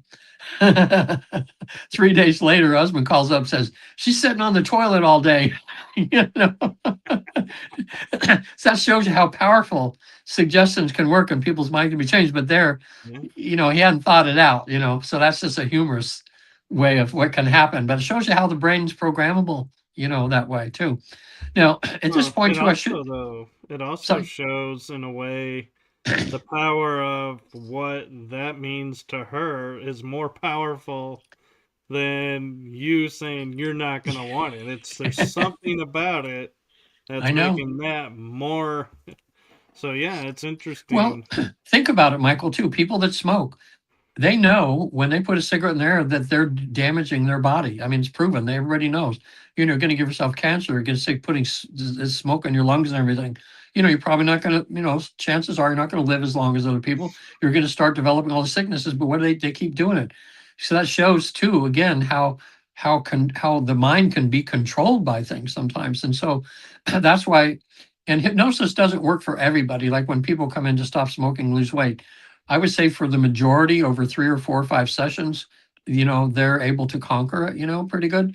But for some people, there's been some people come in to stop smoking. One session, they might have been 3 packs a day, and they do one session, they never smoke again in their life. We have hundreds in the university that I went to, hundreds and hundreds of cases like that, where people, one session, boom, because that means some people are so suggestible that when they're in that state and you talk to the subconscious and you tell it to change, it does, So, but other people, one woman came into I went to HMI's Hypnosis Motivational Institute in Tarzana, California. They're the largest hypnotherapy college in the country, accredited. So, you can get student loans and stuff to go there for anybody that wants to do this like I did. You can go there. They even have online courses now. Anyway, this one woman, so she didn't want to pay for her session, so she would volunteer to come in and be hypnotized in front of a class for, to train so people could see what it was like. So it's when I was new there, and she's having a little bit of an argument with the hypnotherapist saying, okay, I came here a year ago now, or over a year, and I've done about 50 sessions. Now I come in like clockwork, and you put me up here in front of there, and I'm still smoking. Like, what's going on? He says, well, let me look at your file here. He says, well, you were two and a half packs a day, right? When you came in? Yeah. He says, how many cigarettes did you smoke yesterday? And she thought for a minute. She goes, oh, I just had one cigarette yesterday. So he says, well, it is working to a degree, isn't it? And she goes, okay, let's do it. She realized that she was just hardcore that way, but she'd gone from 2.5 packs a day to just a few cigarettes a day. So, in a way it was working, but just not, perfectly. So it's not a perfect science. Now, when I have people come into sessions, I had one today that I did earlier today, a really beautiful Russian woman. And she has trouble visualizing. And it's very hard for her to visualize, but she uses her other senses. And when people have trouble visualizing now, they are more difficult, but many times I've had success. But sometimes they're the ones that are more difficult because they, I don't know how to say this, but it's, so much of it is visual, in their minds, what they're seeing and everything like this. So she got to a past life today, which is she was a little girl, maybe 5 years old, wearing a white dress with it had some like yellow pattern to it or like this. She found herself eating at the table, but she could feel 3 people at her table around her, but she couldn't see anybody. But she could taste the food. I said, "What are you eating?" And she goes, "Oh, it's hot food. It's like chicken." And I'm having that. And she could smell everything in there, and that's about as far as we got. So afterwards, she says, "Well, I don't know. Was I just making that up? It felt real." And I said, "It probably was real, because you're just seeing this in your mind, and here, that's happening that way." So anyway, she's going to come back for another session in a couple months. I gave her some homework to do and everything, but I'm used to that because it happens about 10% of the time. So the good news is, I don't know what it is, Michael, but when people come back for a second session that were not successful the first time, most of those are successful, almost all of them. As something happens, something shifts, and then all of a sudden, boom, they just go there or something. So and what I do too, if people need a second session, I cut my fee in half. And then for some people that I really, just special people now, if we're not successful in the second one, I do a third one for free for them, just in really hardcore cases, because I don't want them to give up, because I know that everybody can do this. It's just a matter of allowing it to happen. As I said, nothing you have to learn. You go through this process every time you go to sleep or take a nap. And it's just allowing the body to relax until you just about fall asleep. And that's all there is to it. So it's not something like Twilight Zone-ish or something, And the fact that people are aware through the whole process that they're going through it, it's just that they're able to split off into two separate things. It's like having a split screen, you're looking over here and then you're telling me what's happening. And then you're going back to here, back and forth like this. But in that state, it's just natural and it's pretty easy for most people that way. So now I want to cross off rejuvenation. We talked about the life selection place. Let me go a little bit more because it's what most people are curious about. And that's the counsel. Okay. Now, almost up to a person, everybody has had a counsel. It just seems to come with what they plan over there. They want people to get questions answered that are bothering them, questions to help them to clarify what their mission is, what their life's all about. So they're more than happy to answer any questions. Usually people have about 10 to 15 questions, although I had one early this year. She had like 6 pages of questions. That was a really long session. She had so many questions about so many things. But mostly people want to know, what the heck, why am I here? Why did I decide to do this? And what am I supposed to be doing? And am I on track or off track? How many lives have I lived before? What's my degree of spiritual understanding of the whole picture? Am I just beginning? Am I intermediate, or am I more advanced in my understanding of things? All these questions we ask and get those answered. But people have questions that they have specifically for them, and it's usually about relationships. Like, why am I married to this person that sometimes I want to kill? What's going on here? What's our past? Why are we having such a hard time? Or why is my son, why can't I help him? He's on drugs and alcohol and he's in a mess and I'm afraid he's going to die. Why is that happening? What can I do? Those sort of things. And they'll ask about jobs. Oh, they're really happy. They've given really good advice to people. It's kind of like having a council of the most wise life coaches you can imagine, that have more insight because they know you. Okay. So they can really give you some good advice. Some people are thinking about moving. Now, sometimes, well, I would say 25, 30% of the time. And they'll say, well, we could give you that answer, but we don't want to give you that answer because you need to have the learning of discovering what that answer is for yourself, because that's where the learning comes in. And they go, I had a priest a few weeks ago came to me. I did this the second session. He had a blowout, amazing session. When I say priest, he was a priest for 10 years and he left the priesthood because he realized he needed to be married. He wanted to have a relationship, be married, that just being celibate and being a priest was not working for him. Okay. And he was, good enough to talk. He left on good terms and everything, but in the parish that he was in, he was counseling people all the time and he was seeing relationships and stuff. And he goes, you know what? I think God wants me to have a relationship, not, this, but an amazing man. He had charisma.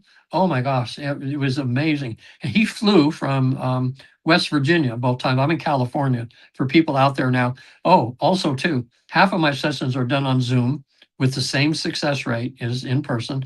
But some people just want to be person to person. They don't want to do it on Zoom. And if they have the means, I have a lot of people fly in from other countries, from other states, and they want to just do it in person, and they can do it. So anyway, he had some amazing philosophical questions to ask Jesus about. And he mainly wanted to find out, why did you have me be a priest if I wasn't going to continue being a priest? And now I'm married, and he's talking directly to Jesus at this point. Oh, he didn't have a guide. He had Jesus. In other words, when he passed away in the lifetime that he had, turns around and Jesus was there. And I'll tell you, it was so cool. They were like two buddies. I mean, they could go and have a beer anytime. I mean, Jesus was talking to him just like you and I are talking. He was funny. He was just so to the point and so loving. And Jesus and I said to Jesus, I said, should he go to the council to get his question answered? And Jesus said, I'll take care of it. That was so cool. So Jesus is talking and answering his questions about this. So what he found out was that this was all planned, that him being a priest was to help him to prepare for what his main mission is going to be. Because being a priest, he learned how to connect with people. He learned how to speak. He learned how to command a huge audience, right? And he learned about the human spirit, about the pain and everything going through, because he counseled so many people that were going through horrible things. And he said he had such success at that, and people loved coming to his church and his sermons because he was so, he wasn't fuddy-duddy. He was just, so real into this world, earthy. Yeah, he was actually he quit SEAL training, to be Navy SEAL. At some point, he just realized when he's going through everything, it wasn't because he flunked out. He just realized, no, this isn't it, So he had that kind of training, pilot training. So he's, he can fly planes as a pilot. He's, Navy SEAL. And then his passion now is cave diving. Oh my gosh. He said, talk about putting your life on life at risk every time you do something. They go down deep for hours down under the earth in these caves underwater. Mainly he spent the last couple of weeks in Florida cave diving. He says it's the most exhilarating thing he's ever experienced. And he was telling all about a couple of close calls he had and how something helped to save his life a few times, because he's really good at the training and what you have to do and everything goes. Anyway, so here's the bottom line to that. I had him, lately in the last couple of years, I've been having certain clients, I've been having them go into the future to see what their lives are going to be like if they make the changes that the council suggests to them. So I want to empower, I want them to see that in their mind, just to give them motivation, because you know how hard it is for people to change, even though they get that and the council tells them some people don't want to do the work. So I asked the council, I'll say, can my client now go into the future a little bit and see what their life could be like if they make these changes they're suggesting? And the council says, sure. So I says, okay, client, you're going to decide how far in the future you go. 1, 2, 3, you're now in the future. And to the man, everybody has said how good it feels, how they feel free, how they feel more connected to things, how their relationships are so beautiful, how they're happy in life, even if they still have issues and stuff they're dealing with. They just love life that way because the council told them what they needed to get that kind of life, that way. So it's possible too, because there's no time and space, as I was mentioning over there. And I'm wondering, these things take so much time to do, and I do maybe 3 sessions a week. And altogether, the sessions are, 4 to 6 hours each. But I spend time preparing, time afterwards, and then there's the time of getting the clients. So I'm pretty much working full time. But in the last week, I spent 2 days. We had a Zoom conference with Michael Newton people from around the world. And there was so much that happened, and I had in my notes to bring up, but I didn't. And I wanted to ask, I said, has anybody pushed this to find out, more things we can find out? Like, can we have a client that's highly hypnotizable, on the other side, and take care of their information, and then say, okay, now we want to do some research here, and you're there, and say, okay, who's the president in 4 years? Or what's happened to Trump, eventually, or whatever. Or Right. have the aliens come, if they go 10, 15 years in the future, are there aliens walking around among us? And um, I haven't done any of that, because my main concern is their lives and what they want to do now to have the kind of life that they meant, to know what they're supposed to be doing down here, and let the rest of us come. But I don't know, maybe we can solve crimes. Can we talk to a person that died and say, hey, who killed you? And then, okay, give us some information that the police will believe. I can't just say, oh, I just talked to him in heaven and he said that so-and-so killed me. And, you can't do that. But I did have a client that came to me because the official report on their death certificate was suicide by her daughter. And she's a friend of the family's. Okay. And she says, my daughter was having the best time of her life. She had this relationship. She was getting ready to go on a big trip. Oh my gosh, she was just so happy. I just can't see her being, I talk to her almost every day, and I didn't pick up any signs of anything. So we get her to the other side. Her daughter shows up, and this is what her daughter says to her mom. She says, Mom, I didn't kill myself, not on purpose. She said, I told my boyfriend that I was breaking up with him. He went and got a gun. He was going to shoot himself. And I tried to grab it away from him, and I accidentally shot myself. She said, Mom, that's what happened. She says, don't go talking to him or anything. I'm just fine over here, as you can see. But it was an accident. Oh boy. When she came out of that session, she was so relieved.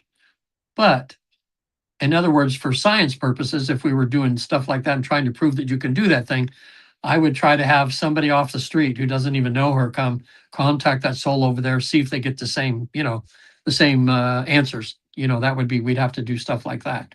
So we're still in the infancy of this. When Michael Newton passed away, he said, you therapists that I've trained now, train more and more people, and just keep pushing everything. Find out everything you can do. Find as much as you can about the afterlife. He says, don't get stuck in my protocol. He says, keep expanding it. And that's what we're doing, so we keep doing that. What we added, and at least I added 3 years ago, I asked the question, I say, how many lives they lived before? And they find out. I say, ask the council, have you ever lived a life on another planet or in another dimension? And about 30% of the time, people go, yes. And I go, wow. And I'll ask the council, I said, now we're doing this research here about this alien stuff. So I said, council, can my client leave the council for a little bit and take me to the planet that they're from or that dimension so we can get an idea, a description of what it's like? They always say yes. And all of a sudden, 1, 2, 3, boom! I'm getting these amazing planets that they're describing. They're so different than Earth, and life forms, that they are and how they're doing it. And we're finding out that the universe is teeming with sentient life, Michael. I mean, all kinds of life forms, big and small, um, other types, a lot of bipedal where there's hands and legs and stuff, but all different sizes, all different kind of, like the feline planet I talked to you about. And, then there's the reptilians. I've had 2 people in the last year now, Michael, and this is what made it real. Drove down to Los Angeles to do 5 sessions in a week. So I had a man come to me. He goes into a past life. He's a reptilian. And oh my gosh, he was, oh wow. He was saying when he was in that body, he was saying, oh my God, I feel like Superman. He says, I like this, he says, I like this, he was feeling powerful and like, don't mess with me, kind of thing. I had him take me to his planet, and the planet, this is the thing about how he found out he's a reptilian. He goes through the tunnel to the past life. I have him put his hands out in front and say, what color's your skin? And his face, I can see his eyes, like he's going, oh my God, I look like a lizard or something. I got like lizard hands. And they're solid, but then they're not solid. And he was looking at like his hands were solid, and then they were like a holograph. They go back and forth, like shape shifting, back and forth, back and forth. So anyway, long story short, I said, when I count to 3, you're going to take me to where you're from for your planet. He's above the planet as we're kind of like we're on like a ship just kind of landing as he's kind of taking me to his planet.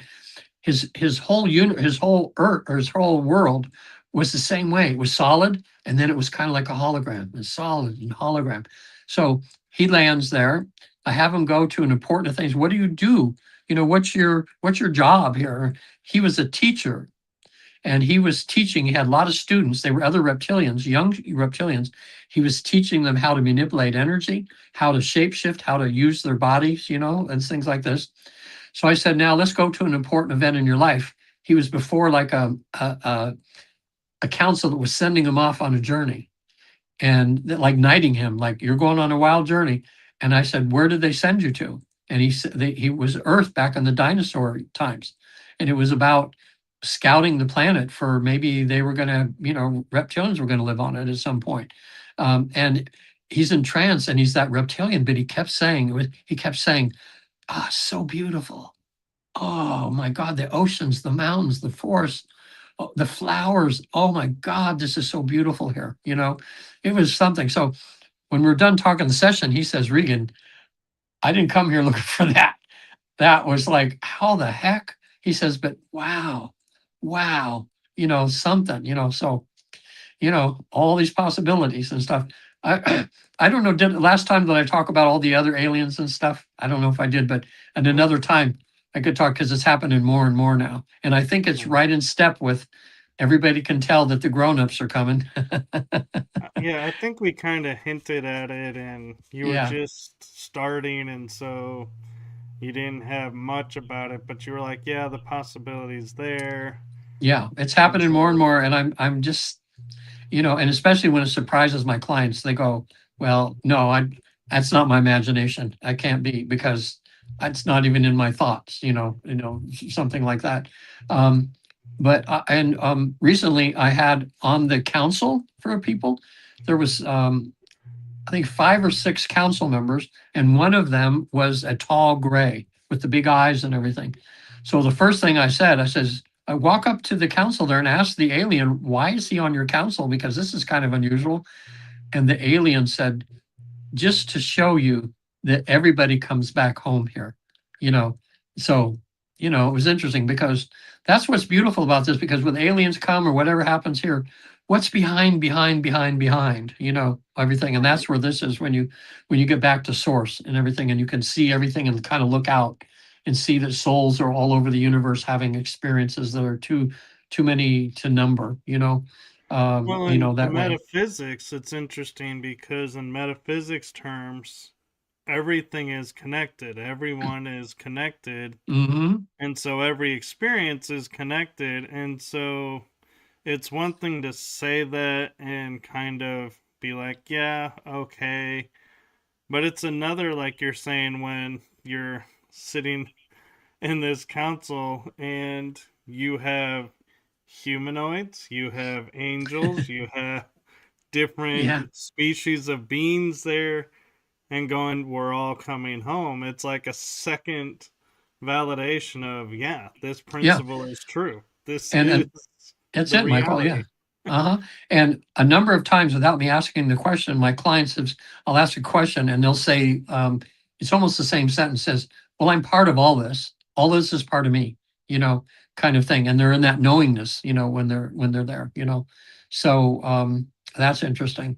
So yeah, I'll because I'm piling these up. So if another 6 months, if I'm back again, if you have me back, we'll talk about the alien thing, because it's getting more and more in the news all the time too. So it'll be more appropriate and everything. But just to let people know that the research is showing that for sure we're not alone, and that we it's time for us to wake up to that, to the bigger picture. Well, and So what's interesting too is a lot of people are channeling information, and a lot of the beings are saying, we're here amongst you. We're already uh-huh. here. Oh, okay. And Yeah. now that your research is showing they're here. Yes. They're interacting. So it's like, yeah, we are experiencing it, but it's like they say, we're only showing up to the select few because they're open to it. And which is kind of along the lines of what you're saying is these people have the awareness of, so they're experiencing it, and the people that don't have the awareness Yeah. aren't. That's true. Um, even if the aliens come down and they have a press conference and bring them out that way, there are still going to be a lot of people that still won't believe it. They'll say, "Oh, that's all A," because if they're not ready yet, They just won't, but a lot of people, and okay, here's what my understanding now is there's a shift going on in the world, and us as a species are having the opportunity to choose. Are we ready to go to a higher vibration, a higher frequency, or do we want to stay where we're at? And from what I understand, that the people that aren't ready yet will just stay, but it's almost like an Earth there'll be like a second Earth. We won't even, it's not like you'll notice it, but it's like you'll be part of the same Earth, but you won't be part of their experiences. You won't be part of all the negativity and all of that, but you'll be in a higher viewpoint that has more love and kindness. Some of these concepts I still don't quite grasp, but I know that they're there and I can feel, that this is kind of happening. So in a sense, it's like we're getting to choose, do we want to go towards the light, or do we want light and love, or do we want to go down the rabbit hole of fear and negativity? Fear is that's the big thing holding people back from ascending, is just fear about so many things. um so I had the thought, and it was about when we were talking about so there's a book people can get out there called, I think it's called The Four Waves of the Volunteers. It's a Dolores Cannon book. She, in a lot of her sessions over the years, a lot of the people that came to her sessions found out that they were new to the earth, that they were aliens that decided to incarnate on physical earth to help us through the transition that's going to be happening.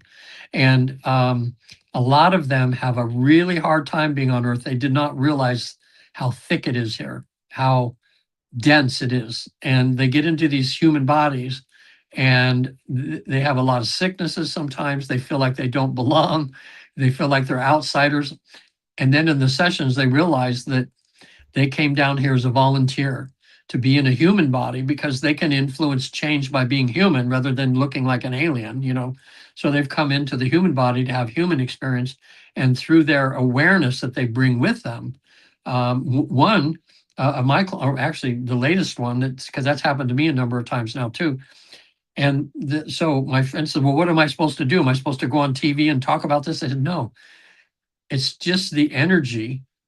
It's the energy that you have. It's like who you are, and adding that positive energy to the pool of positive energy is what you just need to do. So all they needed to do is be here and hold space, a good positive space. I'm going to plug my phone in here because it's about ready to die. So yeah, so that's one way. I mean, we can have aliens and alien bodies coming here now, but and I've been hearing from, well, like Bashar. I don't know if you ever listened to Bashar at all. Yes, He's I've on a, heard of him. oh boy, if you could get him on your podcast, you should email him and see, because he's the top one guy right now that's on all these podcasts. This is an alien that's been channeling through Daryl Anka, who's the brother of Paul Anka, the famous singer, for over 40 years. And his name's Daryl Anka. If you look him up, Daryl Anka, A-N-K-A. But Bashar, B-A-S-H-A-R, he's got stuff all out, and he's even Daryl Anka's wearing the t-shirt about disclosure 2026, 2027. And he's when Bashar talks through Daryl Anka goes into trance and Bashar comes out and talks. And you think you're talking to Jesus, or that is there. He has so much love. He's talking about how we were formed by, he says the aliens came down, a bunch of them, and he says we have strands of DNA in us of at least 15 or maybe more alien races that are in our DNA that we have. So in a sense, we're all aliens. We're transforming, and he purports to be from the future Earth, actually. And but everything he says, it rings like he's some kind of guru, some kind of, he knows so much about love. He knows why we're going through what we're going through, what the fears are that we're having. He's really exciting to listen to. And he's doing these huge conferences now with thousands of people, like in Sedona, different places now. And people are starting to be prepared, as he says now.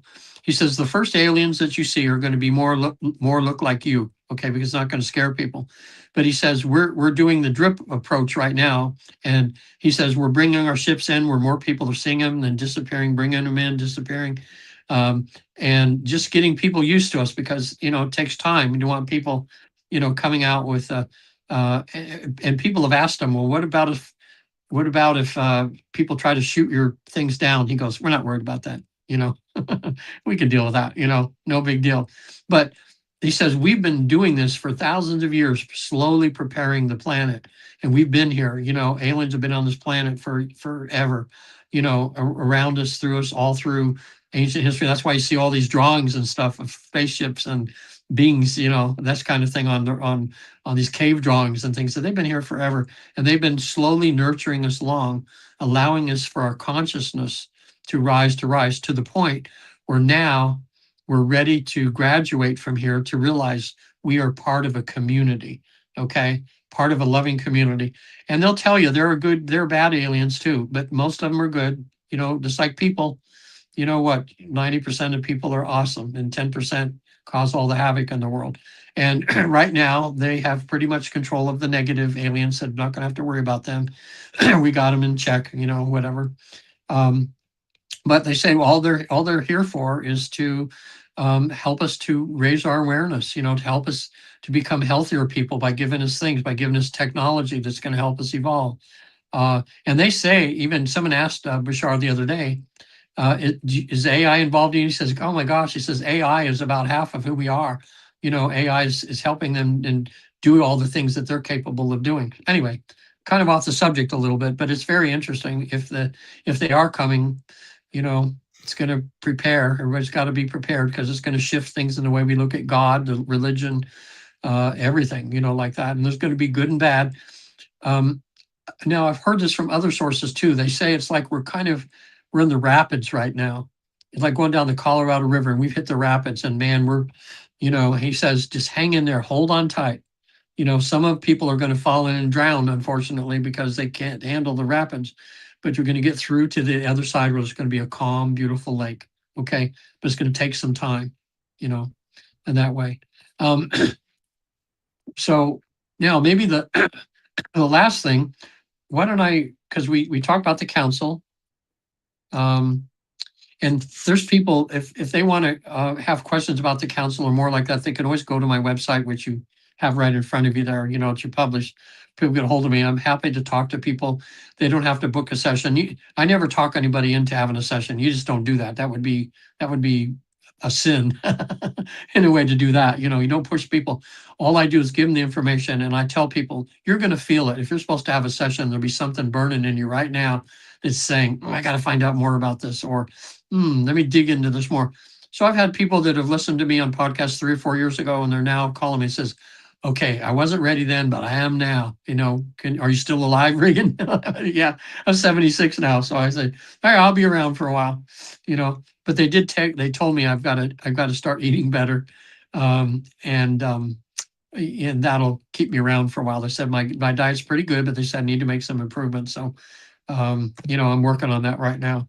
But the places we haven't discussed yet is the Soul Group, the Hall of Records, and the Place of Recreation. Matter of fact, maybe next, and the Wisdom Temples. Okay, oh my gosh, so there's like 3, 4 other things that we could do another couple hours on, but maybe let's end tonight with, it's fun, the Place of Recreation. Because people wonder, what am I going to do when I get up there? The old thing, play a harp all the time, I said, no. What we found out, when you get to the other side, you'll make a choice of whether you want to come back and do some more down here, or go to another planet, or do whatever.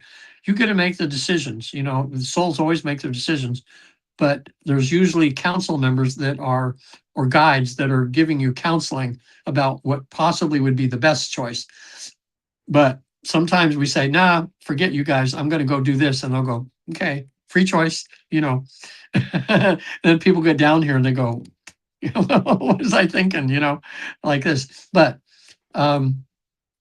people on the other side, there's thousands and thousands of jobs on the other side, people working behind the curtain, that don't even, there's a lot of souls that God created that have never even incarnated at all. They don't need to, they're working behind the scenes doing things. We've had people, when we've asked them in the afterlife what they're doing, and some of them have been, the ones I remember recently was, they were working on on on producing other planets, on manufacturing other planets. And this one guy was in charge of mixing the minerals that planet needed for what the life forms were going to be on it. And he was going, oh, scoofed, that's not working. And, he was finding out them getting the thing. So souls actually help create planets, like worker bees. Everybody's behind the scenes doing what they can to propel, to help make God better in a way, so, a lot of souls have advanced enough where they don't incarnate again, but they become guides or council members, because they're trying to, it's like as they evolve, then you help whoever's lower than them in understanding of things, then you kind of counsel those people, so some people are that way. Now, some people, there's like angels that have never incarnated before. There's lots to do over there. But so what do they do for fun over there? So I've had people in comedy clubs. That's pretty cool. Now, okay, I got to tell you the story of that one. This is cool. So when she came in for the session, she was just smiling, giggling. Oh my God, she was so ready to have a session. And talking to her, she said, well, I always try to keep a positive attitude about things. She says, I love to laugh, She says, that's helped me to get through a lot of serious issues in my life where I've been able to laugh at it after a while. And humor is a good part of my life. So we get to the other side. They got my mind working. I says, okay, I wonder if they have comedy clubs there. So I asked the council, do souls have comedy clubs here? They said, yes. Instantly, she's in a comedy club. And on stage was a comedian that looked like Rodney Dangerfield. Do you remember him? I do. The old guy, the way you speak that way, the funny guy. Yeah. She says, it looks like Rodney Dangerfield. And I know he passed not too long before that. I said, maybe that's him. So he's telling a joke, and then at one point, some angel wings went whoop, like this out to the sides. And the audience started laughing so uncontrollably. She's in trance. She starts belly laughing so much. And I got the disease. So I started belly laughing. It was like 10 minutes. We were laughing so hard. It was like, oh my God. So then we calmed down. I did a deepening technique because she brought herself out of trance somewhat, went back down. And then not a council member, but a guide who was in charge of the comedy club came up to her and says, I want to give you a dissertation now about humor and how important humor is in your life, that God created humor for a lot of reasons. So in her mind, she's seeing a PowerPoint presentation of a pie, and humor was like about 40%. It was huge, that humor, laughter, lightness and all that, and how important it was. And he says, that's God's gift to us down here to kind of alleviate some of the stress that's here. And you should use it anytime you can, do whatever you can to lighten up, that kind of thing. So that was an important lesson for her, and that helped her because, it was telling her she's on the right track, that she keeps humor in her life so much, and it's helped her. It was verifying, that was the case. So I know there's golf up there because I've had that happen in my dreams probably dozens of times, where when my dad shows up in my dreams, we're in a golf. That's what we used to do. That was our father's son time, was golf. So we're up there and Dad's taking me on a new course somewhere, and we're done. And then all of a sudden I wake up and I go, oh my God, that was Dad. I should have asked him some questions, but it was so normal and natural, but I had a professional golfer come, and I said, ask the council, do they have golf clubs at heaven? Yeah. You want golf clubs? You got a golf club, So all of a sudden he goes, oh my God, this is the most beautiful golf course I've ever seen in my life. He said, this is beautiful. And I said, well, you want to get out and hit some balls or something? He said, no, I'm okay. He didn't do that, but he got to see that it was there. So when I have people, we have a little bit of time. It only takes 5 or 10 minutes. I'll say, can my client go to see what souls are doing for recreation? And they'll say, sure. Boom, they're there. Now, these are some of the people that I had. One of them, they were playing tag. It was like they were in soul. So they were these balls of energy whizzing by each other, trying to reach and tag each other, like zooming back and forth. And every time he would tag somebody by him, he would go, woo! He says, feels like sex. That's the only thing he could relate it to in the human body, was that energy like this. So back and forth. So, wow, this is so much fun. He was doing that. Okay. Another one, it was like basketball, but it was like hoops that they had, but they had these balls of energy and they were rushing back and forth with each other, just like basketball, and having to make hoops. Maybe that's where basketball started and somebody had that dream and started basketball. Who knows? Um, and then another one, they were in like an art class and they were designing planets, like saying, okay, who can come up with the best design for a planet? And so they're molding and this kind of thing. People have been on art, doing art, that sort of thing. So I haven't found anybody playing a harp yet, although they probably do someplace up there. So maybe, next time we can go into the wisdom temples, where they have almost classes for almost every imaginable thing that people do down here to teach them how to come from their heart, how to, to put love into everything they do. And I've had some amazing stories on that.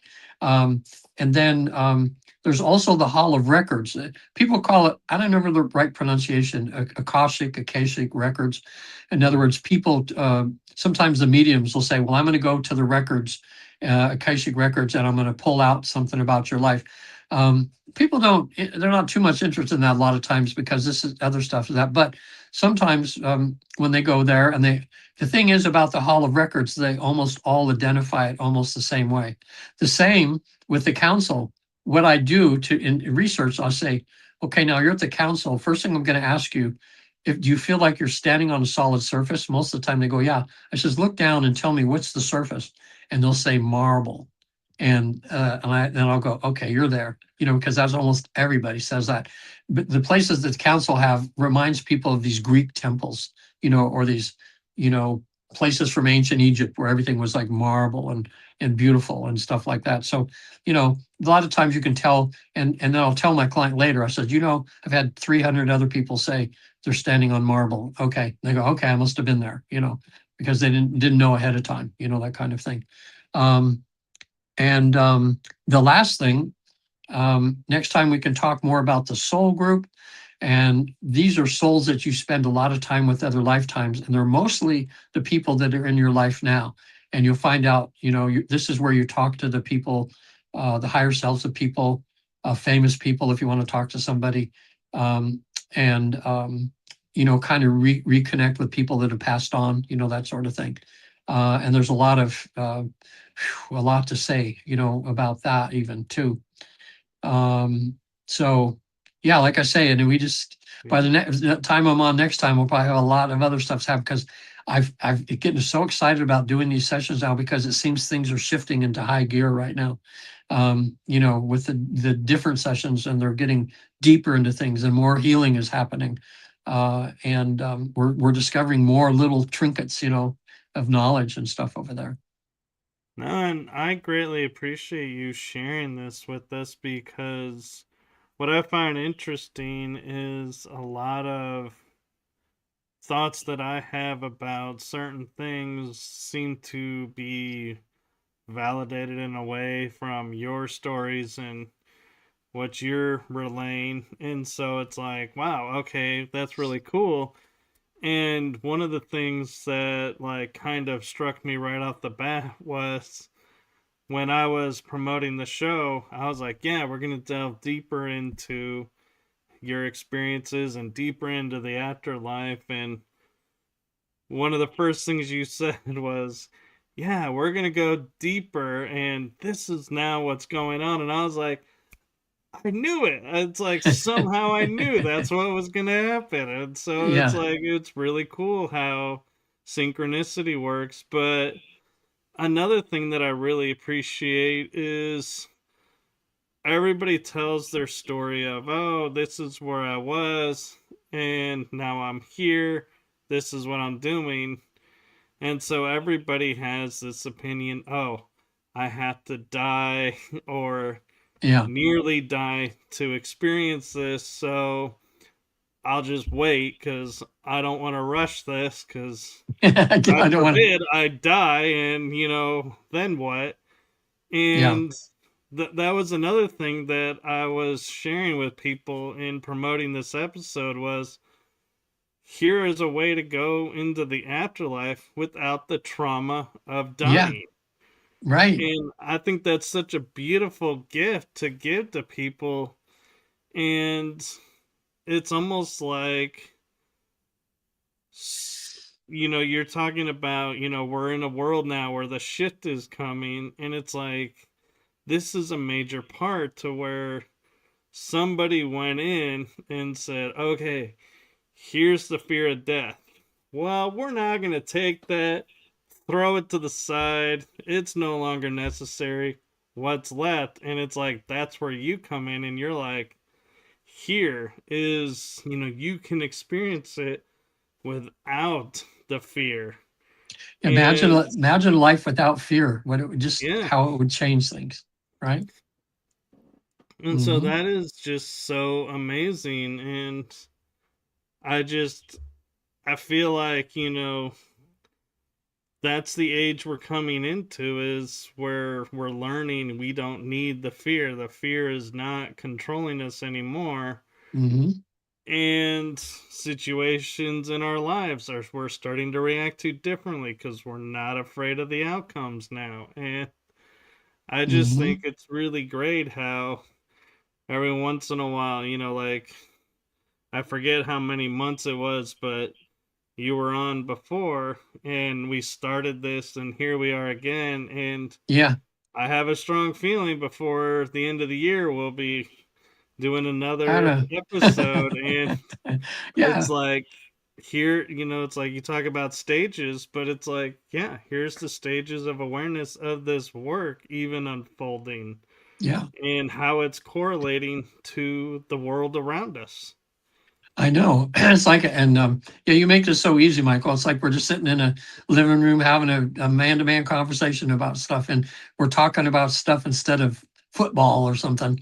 We're talking about really important things here.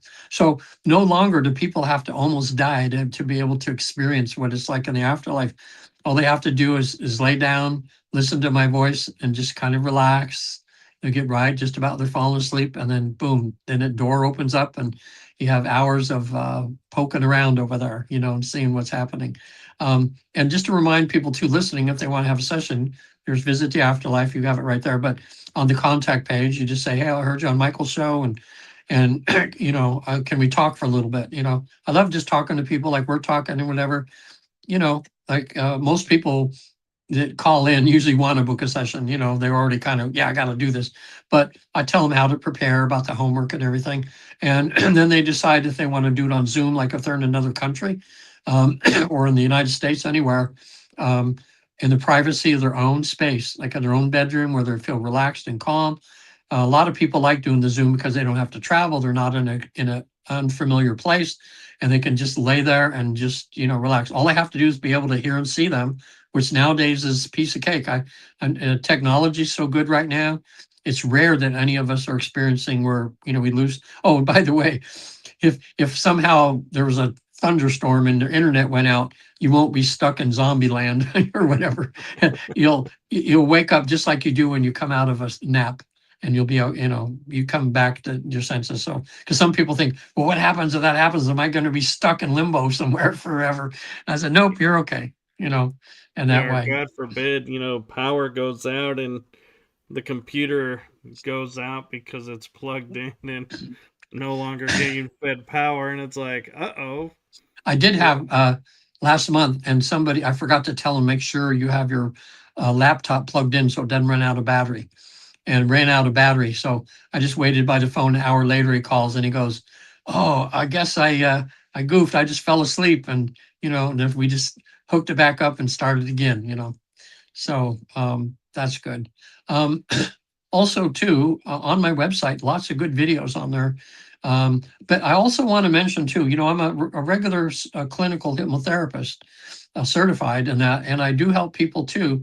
On my website, there's a tab for traditional hypnotherapy, and some people aren't ready to go to the afterlife yet, but they want to work on traumas or fears, phobias. They want to change habits in this life. Okay, so they'll call me, and then we'll do traditional therapy. And even in that therapy, it's becoming traditional now, but 20 years ago, it was woo woo because all the stuff I use that gets people through their issues and problems really, really fast. Instead of taking years of talking therapy, I use energy psychology. We could even do another show on this sometime because it's so, so powerful. People that have severe traumas. I've had people that on a scale of 1 to 10 are pinging at a 10. Their trauma is so bad. And in one session, they're down to like a 2 or a 1. I mean, it's almost like a miracle happens and it doesn't come back again. It's all about balancing their body's energy that's in the body that's disrupted. And that disruption causes this when they think about something, fears and phobias and traumas. Once you go into the body and you take that energy and get it back to where it's supposed to be, people just calm down and they're all of a sudden they can still remember their thing that happened, but they're not doing this anymore because that energy was in the wrong place. So on my website, there's videos they can watch. You can see 4 servicemen and they're like this with such huge, horrible trauma. And in 4 days, they're talking like we're talking and they can't believe it. And it stays that way because they test them later. So that's like a miracle to me too. So God's given us better ways of taking care of just our regular traumas. And now he's opened up this so we can go deeper, even, deeper into why we have our traumas, get more of a deep cleanse, cleaning, healing that way too. So, Yes. And on the first episode, we brought up your books, and are oh yeah, you yeah, yeah, yeah, are yeah, you yeah. writing more books? Well, I'm in the middle of another one now but it keeps changing because every time I get a chapter done, more stuff happens, and I go, now I got to change that, So we'll see what happens. But anybody listening to the show, I'm decided I'll be happy to give away. If they go to my website and on the contact page, say, look, I was on listen to Michael's podcast, and you said you give away 2 free books, and I do their ebook versions. But anybody that asks, they don't have to book a session or anything. They just want the books to read. And believe I sent you the books, didn't I? Yes, you Uh, did. So I yeah, can attest he does deliver. yeah. Okay. So sometimes it takes me a few days, but I do as fast as I can. I get them out to everybody. One is called 3 Hours, 33 Minutes in Heaven. That's about my experience on the other side, which in another session, I can even tell you more about that. We didn't get into that tonight. But the second book is called Reincarnation is Real. And it's about the current research around the world being done on reincarnation.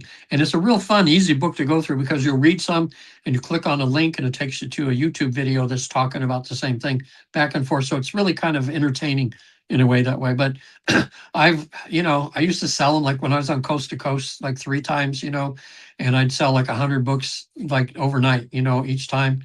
And I just decided, I'm financially stable in my life right now. And when I give the books to you, you can email them to anybody you want. So just free, just pass them on to whoever you want, because I want people to know about this process, because whether it's me or you could go to the Newton Institute site, there's 200 or 260 something on there now listed. You might have someone in your area that can do a session for you. Although, we're in 45 countries, so we're still spread pretty thin, that way. But, that's one thing people can do too. But I'd be happy to help them if they feel I'm the guy, or get someone from the Newton Institute. The main thing is if they're supposed to have this, we want to be available to help people, shift their lives into a better place. Yes, and thank you for that. And um I do know, go do check out the website. The website is very actually user friendly and is really easy to use, and Yeah. I kind of appreciated that because a lot of times you go there and they're like, "Oh, you got to click this and And nothing here's this." happens. And you're like, "Well, where is this that I'm supposed to click?" And they're like, "Oh, yeah, you need to click this and then you're going to see this link and then this link." And it's like, forget it. By the time I figure it out, it's like I've already changed my mind. Yeah, I know But it. Me too. Yeah, it's pretty straightforward. And I had it designed that way where it's pretty easy to navigate. There's one tab on there that's just about past life regression, because some people, they go, well, I don't know about this. I'm kind of scared. Can we just start simple and just see if I can go to a past life first and see if this will work? And that's what ended up today.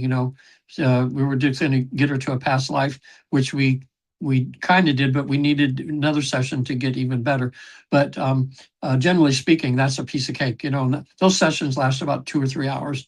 the life between lives, you do go to a past life, so it includes a past life regression, and then you go to the in between lives, where you go in between lives. So it's just more involved and a little bit longer that way.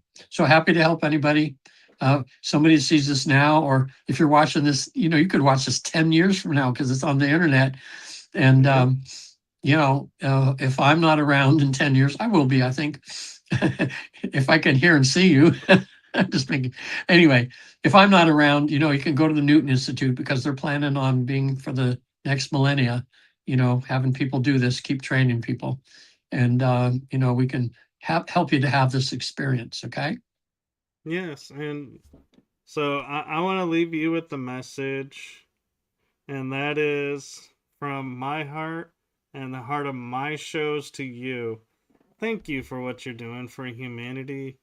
Thank you for sharing this adventure, this journey, and standing up and being your authentic self and sharing this authentic experience, and not like pushing it and going, "Oh, you got to Yeah. do this, got to do that." You're really authentic and humble about it. And that to me is amazing, because I would be like, "Oh my god, you got to do this. You got, look at where you could go and how much benefit." It's like, but yet you're grounded. And so thank you for that. You're Thank you for welcome. showing that you can do this work and still be able to fit in to this world, because Yeah. a lot of people have struggled with that. So thank you. You're welcome, Michael. And thanks for having me on again. And I'll look forward to seeing you another time. So just keep on Yes. doing the good work. You're on your side doing the light work. I'm this side doing, and we're like, working together here, just to try to get people to wake up to things and to realize how much better life can be. Yes, and another thing I'll say in transparency of the synchronicities, and I love how these are starting to unfold, is I was looking at my schedule and I was like, I haven't really talked about this topic for a little while. Maybe, and next thing I know, I get a message and it's Regan saying, "Hey, can I come on your show?" And I'm like, perfect. Yeah. So Perfect. I love how the universe works. It Me brings too. the timing to where it needs to be. It's amazing for sure. All right, till So, next time. yes, so thank you. And do go and check out his site and do follow my shows, because as you can see, guests pop in and they come on the show. So if you want to catch the next episode, you better follow along so that you'll see the alerts. Okay. And blessings to everyone. And just remember, I'm going to kind of put a little bit of words into what Regan was saying, but always know there's hope, and always know we are not alone. So keep Not that alone. hope alive, and you will be able to overcome everything. So, with that, I'm going to say good night, everyone, and we'll see you on the next episode. See ya. Where we go? There. See you all later. Bye now. Bye, Michael. Bye bye. Thank you again. You're welcome.